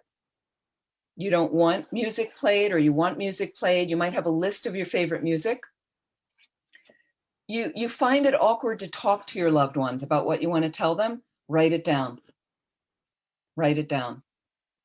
You know, I wish for my family and friends to look at my dying as a time of personal growth for everyone, including me. This will help me live a meaningful life in my final days. They give you all these examples, and you can just cross out what you don't like. You can put it into your computer and rewrite it. And the other thing I did is, it's helpful separate from that to have your Dharma will along with that. So what I did during the pandemic, I've been waiting for this moment. I got it all together, and I have it saved on my computer. It's right at the top of my documents. My 2 executors, 2 members of my family that I'm close with, they know where it is on my computer. Plus they have memory sticks of all my practices. Okay, the MP3s of all my practices as well. So me reading my prayers the way I like them done. And they have copies of the prayers. So they're not Buddhists. And they said to me, well, what are we going to do? So they have a list of the top 3 people they call. 3 friends of mine on the East Coast right now. One is in California. Okay, but those people have, there's an alternate as well. Those people have been notified by me, have been asked, would you be able to fly in? Would you be willing to do this? If you get a call from them, they've all said, absolutely, they'll do it. And then you want to give them, one of them, a copy, or at least the executors have a copy they can put in the hands.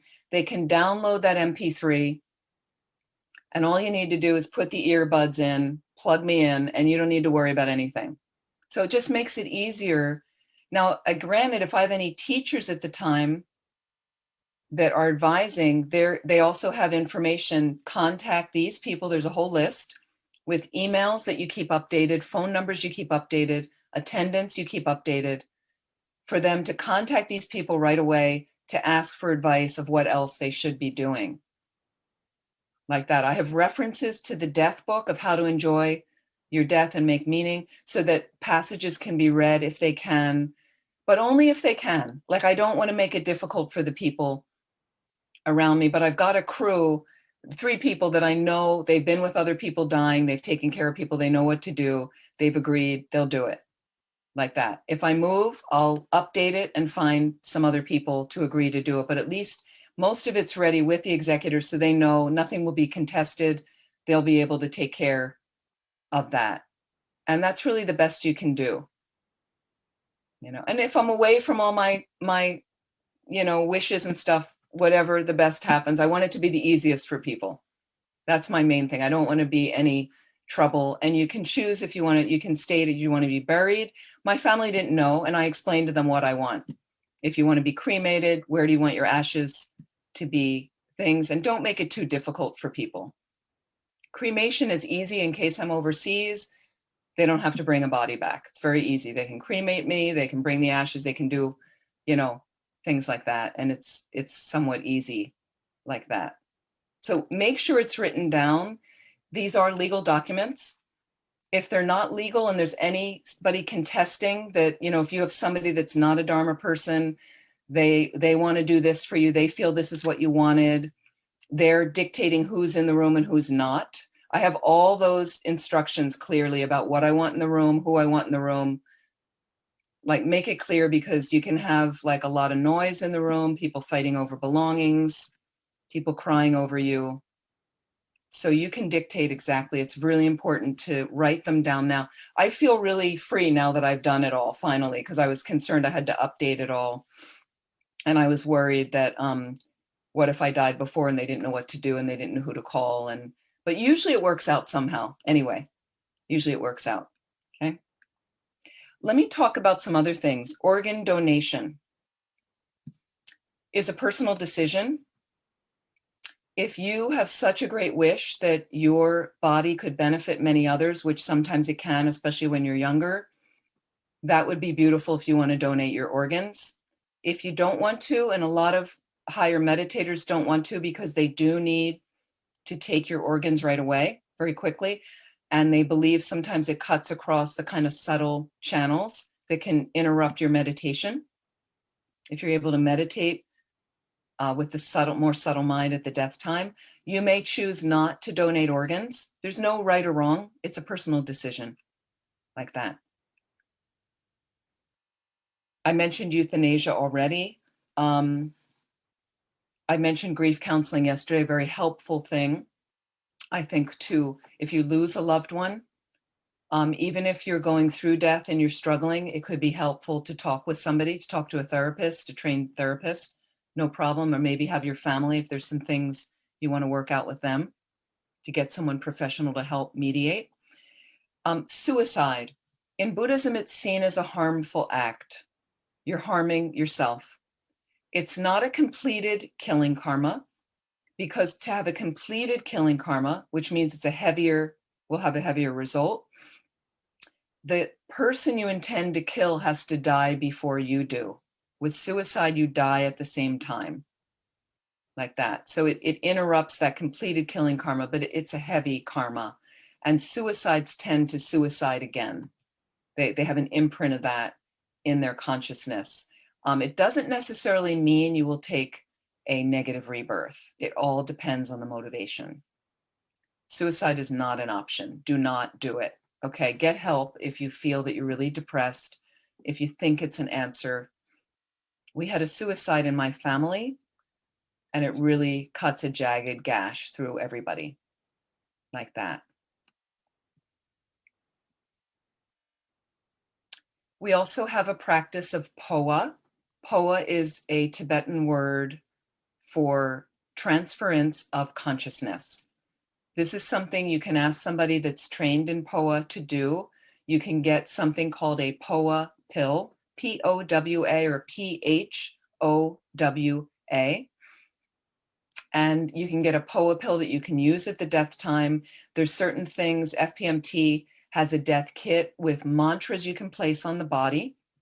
If you believe in this, you can, I have some what's called Kala Chakra sand that I take a little honey and can put it on the crown. Nobody, if I'm in a hospital with someone, nobody really needs to know what I'm doing. It's like administering last rites, like what a Catholic priest might do. I have holy water. I have certain special pills to put in the mouth. You can put mani pills, maybe dissolve them in water, pour a little bit in the mouth, or put the pill in the mouth as best as you can. Sometimes it's helpful to tell the hospital or healthcare workers what you put in the mouth, because they might think, one time with my mother, they thought Rinpoche had put some relics in my mother's mouth. They thought it was dried blood. And I said, no, no, no, it was a blessed pill. If you can leave it there, please do. If people have blessing strings around their neck, I've tied those on people, and we just ask the healthcare workers, can you leave that on the body? We've told the funeral homes, can you please leave that string on? And they're usually very respectful like that. So you can request from somebody trained in POA, could they do this ceremony once a person's passed or when they're passing? And you can request that. There's also things called, after a person's died, Jangwa ceremony, J-A-N-G-W-A, a Jangwa ceremony. If you keep a little bit of strands of hair from the hairbrush of the person, they can use it even years later. And we used to do these at Land of Medicine Buddha, where everybody would bring some relic of the person, something that touched the person, and they could perform this Jangwa for them to kind of release whatever negative energy might still be lingering. Even though the person may have taken a rebirth already, it can just help purify. And I think it's also can be helpful for those left behind like that. We like our ceremonies at times. I think it's helpful. One of the things I have mostly done for people, and we now have our death books, which one of them is, the latest one is How to Enjoy Death. Excuse me 1 minute. Let me get this book to show you.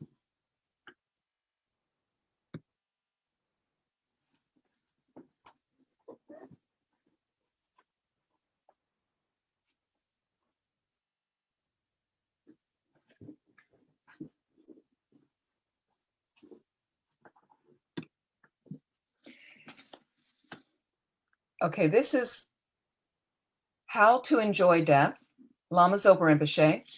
And it says, preparing to meet life's final challenge without fear. This happens to be, this book's been updated many times and finally put into this 2016 version. There may be an updated version, but this basically, you can get it online. You can get it from Wisdom Publications, our publisher. I have it on my phone. I have it on my computer, just in case it's needed. And what I have here is, I can right away do the Medicine Buddha Puja for people is one of the first things that we do. And this is a practice that might be done monthly at Thupten Norbeling. I lead one monthly for Shanti Deva Center in New York. I think you can find it on my website if you're interested, or on their website. It's basically takes about 45 minutes to an hour to read it in English, doing a certain visualization with the Medicine Buddha. You can find Medicine Buddha mantras recited online that are very helpful to play for people. That's one of the first things we reach for when people say, what can I do? What kind of prayer should I do? Is there a practice to do? The first thing I usually do is Medicine Buddha Puja. There's other prayers you can read. You can recite Medicine Buddha mantras, very, very powerful to do for somebody dying. And one of the things I also like to do is a long dedication called the King of Prayers that I like to read at the end of the day anyway, but that's a really good prayer that you can, and you don't have to read these slowly. You get used to them. You can read them more quickly, but with presence of mind when you're reading.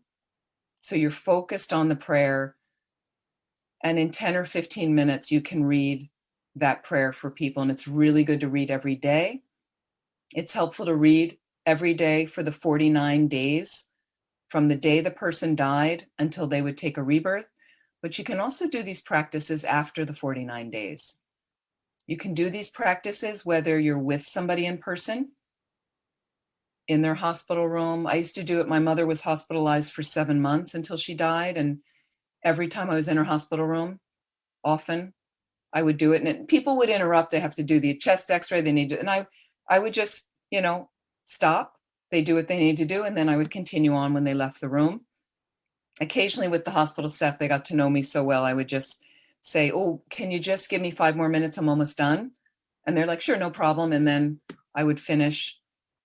And you can also do it if you're not near the person. You're not able to visit the person. They're across the country, across the world. You can visualize them and do the practices. So this book really has all the things you want to think about, how to get ready, and it's a whole preliminary. And then it's got the second half is all the prayers, dedications, everything. So you got one nice little container there. And let me see what else I want. Okay, great. Now here's things in just our closing time is how to help other people. And one thing for yourself getting ready, there's a lot of practices, some of which I've already talked about. But one thing I want to mention are other ways to get ourselves ready. Okay.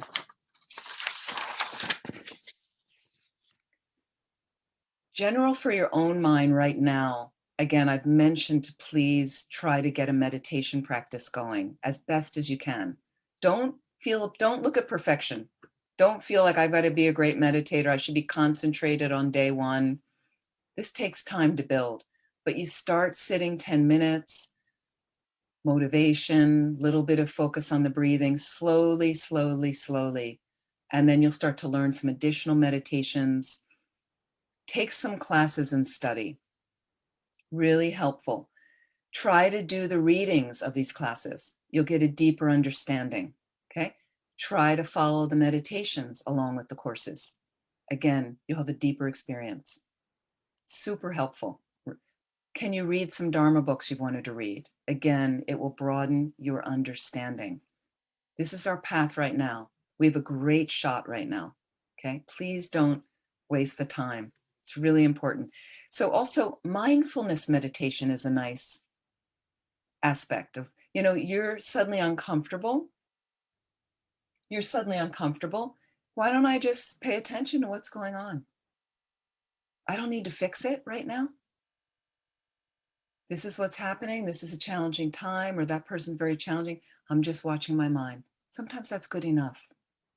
This is samsara, so things are going to be uncomfortable. So the more I explore being uncomfortable, the more comfortable I get with uncomfortable. Okay? Just basic mindfulness. Okay? Practicing, here's another thing, practice loving kindness meditation, metta meditation. There's a lot of these online.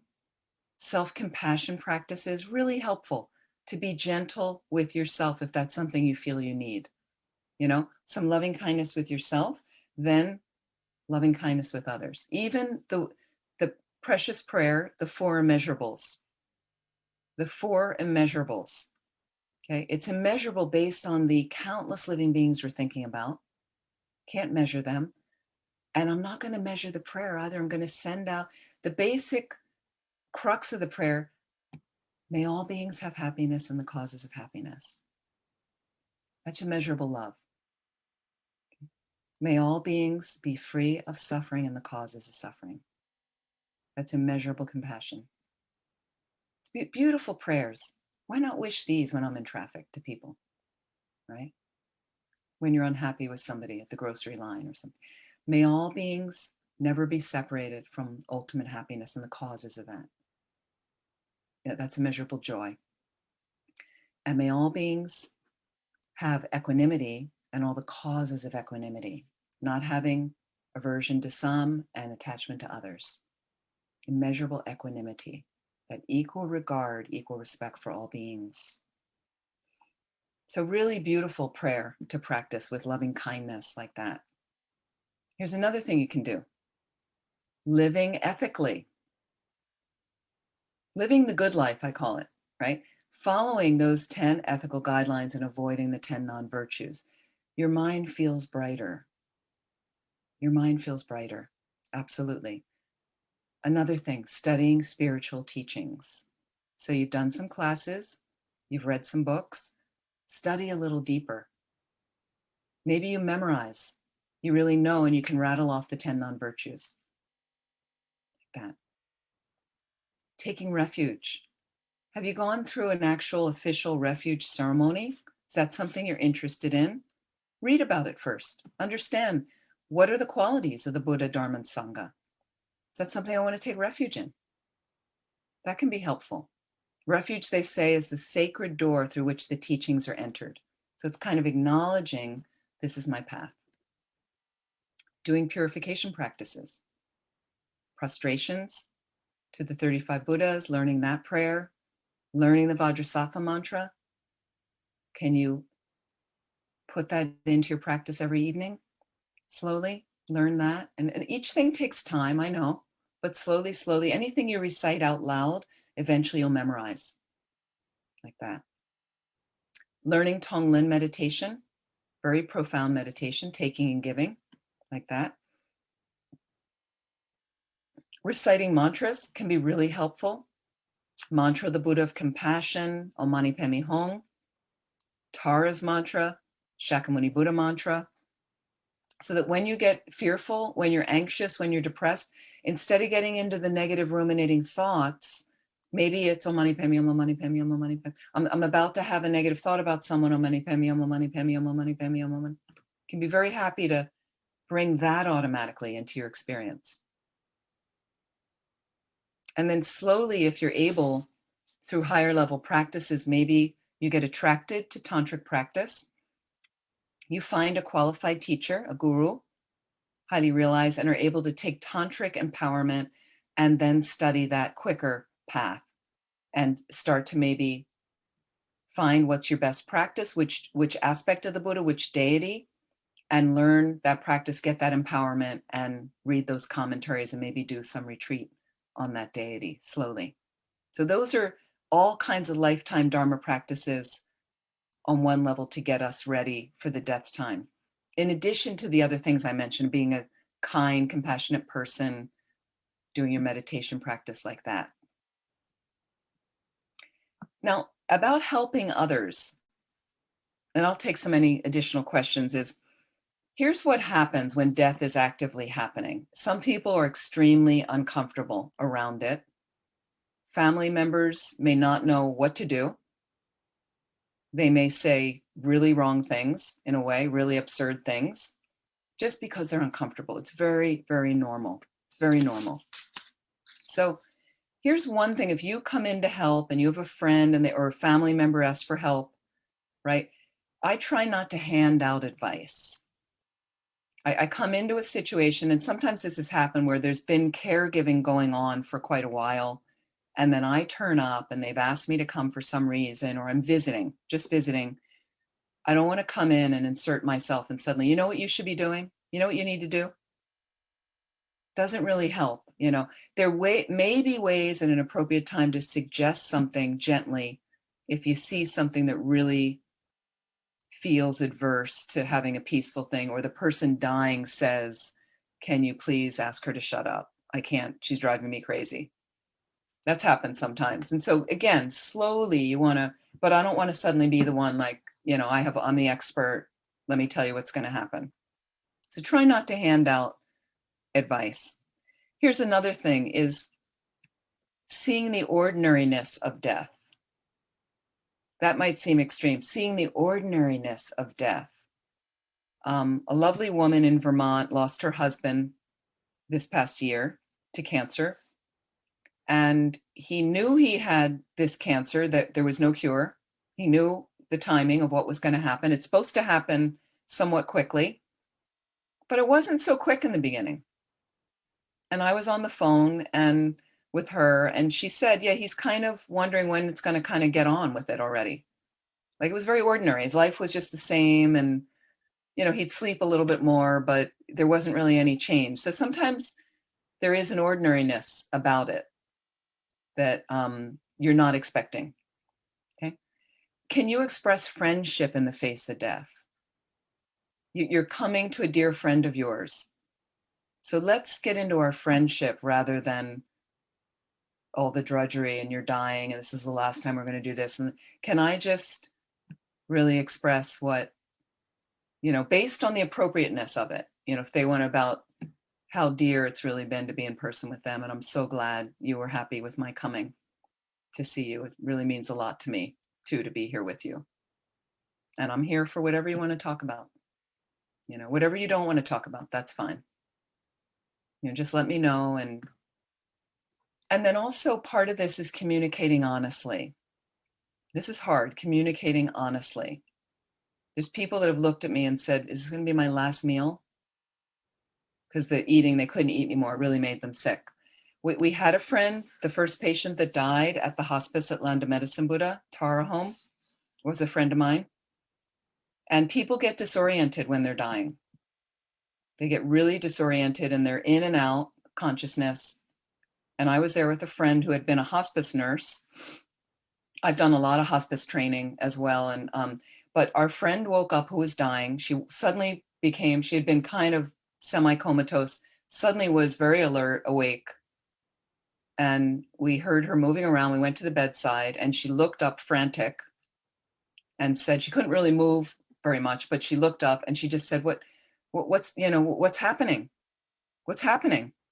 I can't really move. What's happening? And she forgot she was dying. So my friend took her hand very calmly, looked at her and she said, you're dying. And then she kind of had a moment of taking that in, right? And then she kind of got reoriented and she said, oh, okay, that's right. I lost it for a moment. I forgot. It just feels easier than making some kind of thing of, well, you're a little weak today, and let her go through what she needs to passage through to do the work she wanted to do, to be aware of what was happening. So again, you're going to base it on your relationship with the person and what the family members want, depending if you're a family member. But I think honest communication can be helpful. Okay. Also, talking simply. You're dying. We didn't need a lot of nervous chatter. We didn't need to fill the space. Just let's give her those simple words and see how she digests it. And then we'll see if what else we need to say. What's going to be the next helpful thing. So, and sometimes people are confused. And so very simply talking, like the way we will talk to a stroke patient, an elderly person, okay? You don't necessarily need to raise your voice, but it's just direct speaking slowly, like that. There's a great book I recommend if you're dealing with anyone that suffered a severe stroke and is recovering, called My Stroke of Insight. Anyone read this book? Okay. My Stroke of Insight. Thank you. And Jill Taylor Bolt, or Jill Bolt Taylor, I forget the Jill Bolt. She's a neuroanatomist, neuroscientist. And at the age in her 30s, I think, or she had a major stroke. And because she's a neuroanatomist, she knew what was happening while it was happening.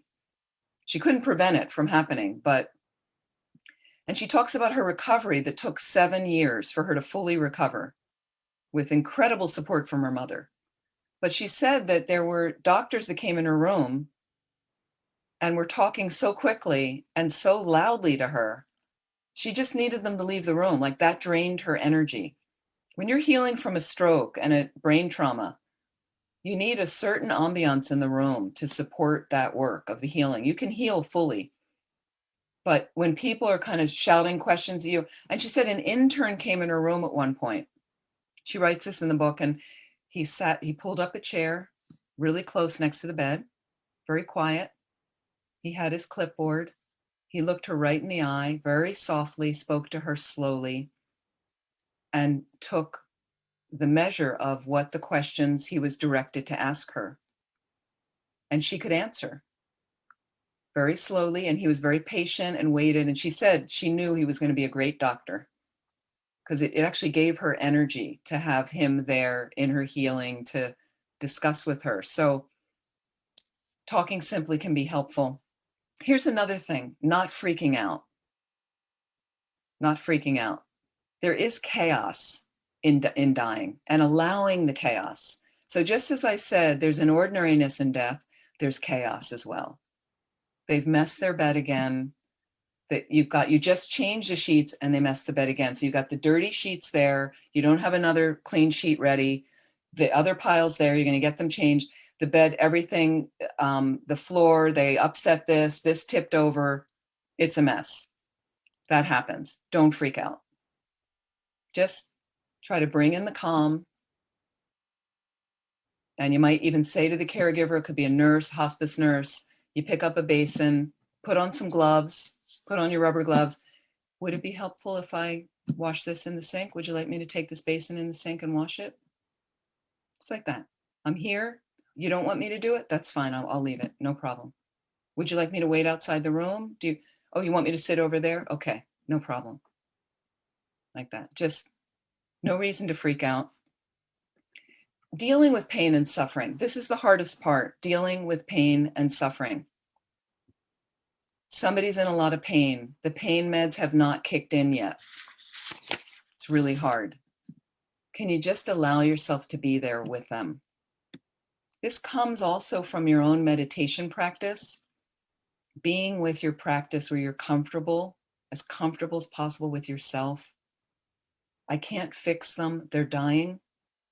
And they've taken the medication. There's nothing more we can do. And they're screaming in bed.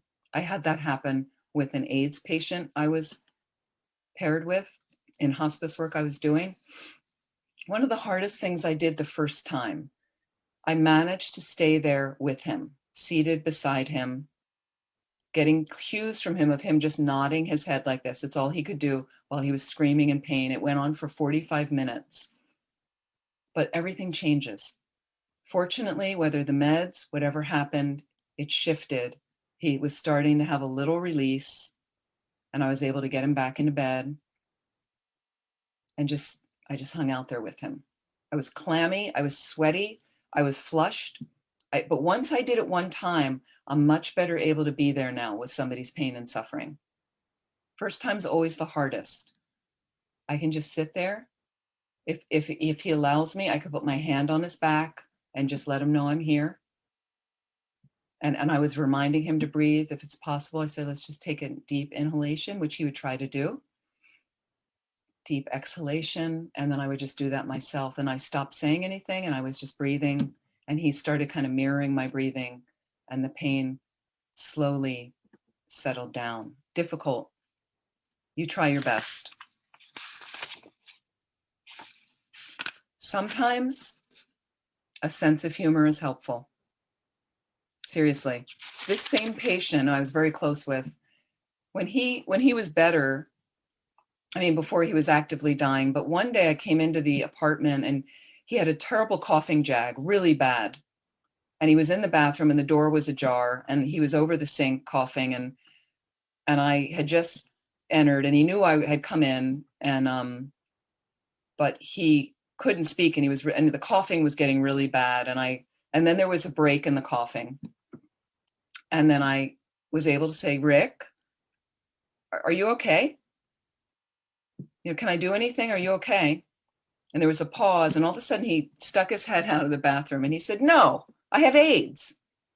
So again, we could laugh. He could say that to me, didn't disturb me. He could yell at me. He wasn't really yelling at me. So sometimes humor can really, at the appropriate time, can be helpful. Okay, we're out of time. Any other questions right now? Please. Anything else I didn't mention that you must hear about, Beth? Please. Is there, I know it's mentioned a higher level, but can you start at a lower level aspiring for a certain rebirth? I think you could start at any level to aspire. And the thing is, part of our practice in more traditional prayers I do every day, is you make requests as part of it. There's requests and there's formal requests you make that they say in the prayer books, but you can make your own requests. So I have some specific requests I make. So you can put it into your own words if there's a type of rebirth you'd like to have a place where you can practice Dharma really easily and have all the support for that.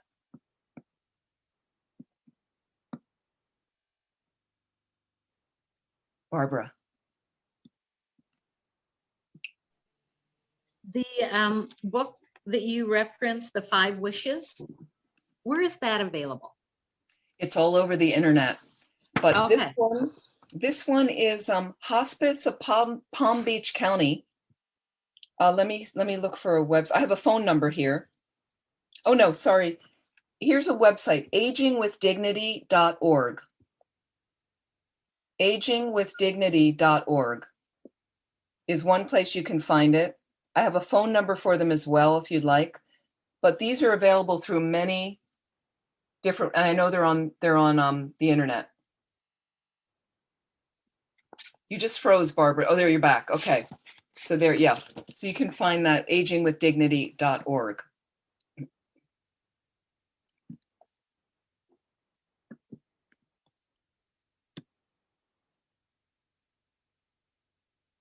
And there's a link. Thank you, Mary.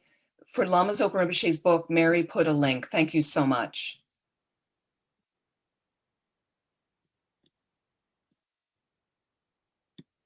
Wonderful. Patty. Patty, who lost her mom this year in Oklahoma.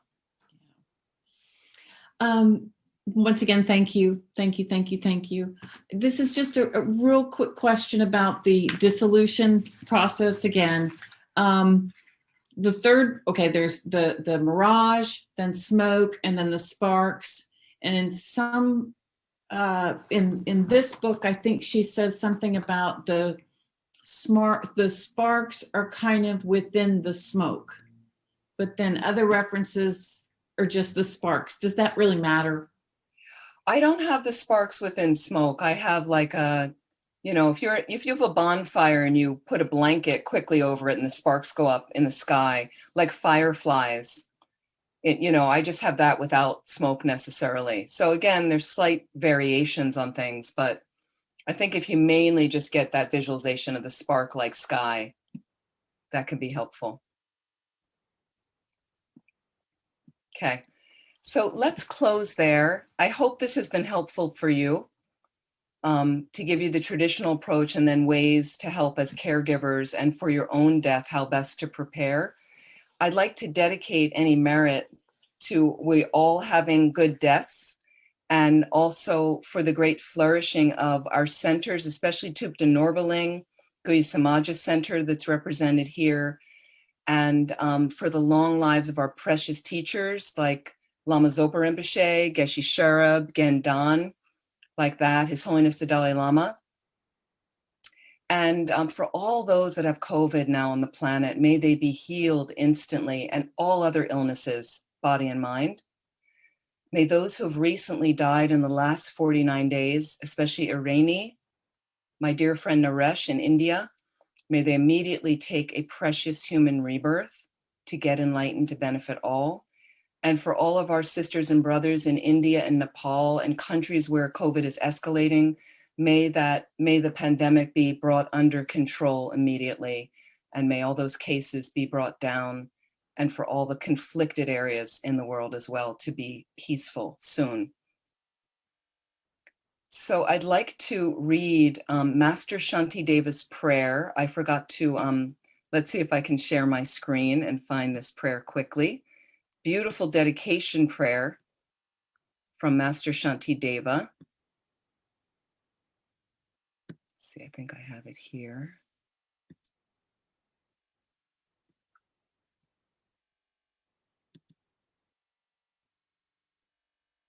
Okay, great.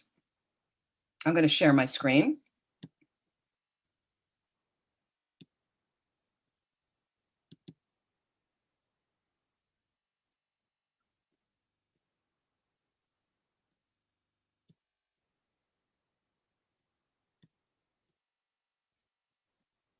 Can everybody see that?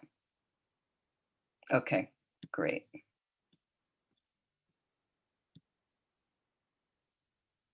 So feel free if you'd like to join me. I would like to dedicate with this, and especially for all of us to quickly get enlightened so we can be of the most benefit to all living beings. And let's send this prayer out to the universe. Venerable Amy, our screen is white. Your We've screen is lost white. text.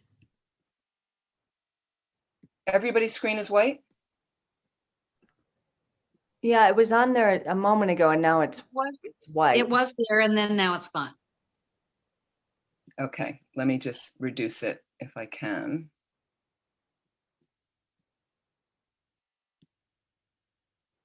Sorry, it's not letting me reduce. Let's see if I can find that.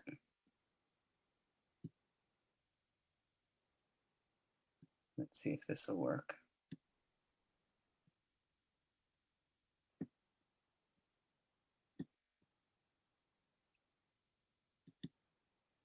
Can you see it now?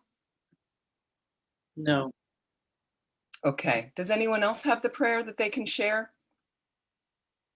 I guess I can close it again and try again. Let's see. Okay, how about now? Yes. Okay, we'll just do it like this. Can you actually read it, or Yeah. can you read it now? Perfect. Okie dokie. Great. So let's send this out to the planet. May all beings everywhere, plagued by sufferings of body and mind, obtain an ocean of happiness and joy by virtue of my merits. May no living creature suffer, commit evil, or ever fall ill. May no one be afraid or belittled with a mind weighed down by depression. May the blind see forms and the deaf hear sounds. May those whose bodies are worn with toil be restored on finding repose. May the naked find clothing, the hungry find food. May the thirsty find water and delicious drinks. May the poor find wealth, those weak with sorrow find joy. May the forlorn find hope, constant happiness, and prosperity. May there be timely rains and bountiful harvests. May all medicines be effective and wholesome prayers bear fruit. May all who are sick and ill quickly be freed from their ailments. Whatever diseases there are in the world, may they never occur again. May the frightened cease to be afraid and those bound be freed. May the powerless find power, and may people think of benefiting each other. As long as space remains, as long as living beings remain, until then may I too remain to dispel the suffering of all living beings.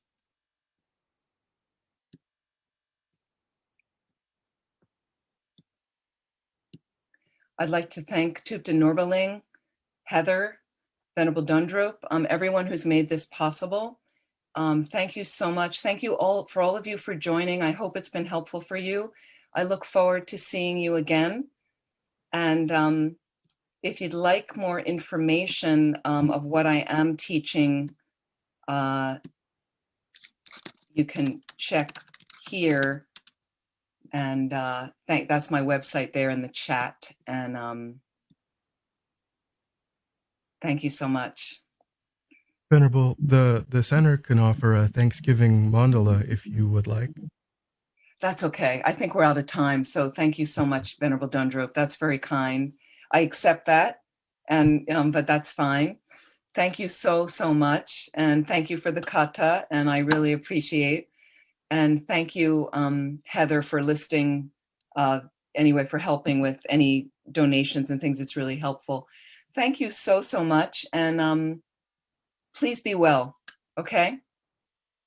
I Thank forget you, there's Venerable something Amy. more I'm doing for Thupten Norberling. I can't remember what else I'm doing, but there's something coming up, I think. So you can find that on their site, and please enjoy. I am starting, if you're interested, in Meditation 101, hosted by Shanti Deva Center in New York. So if you want to get your meditation practice going, that's going to be starting. And there's a Buddhism in a Nutshell course going on right now. You can jump in. We've only had one session. I think it's Tuesday nights. So that's also happening. You can find all that on the website like that.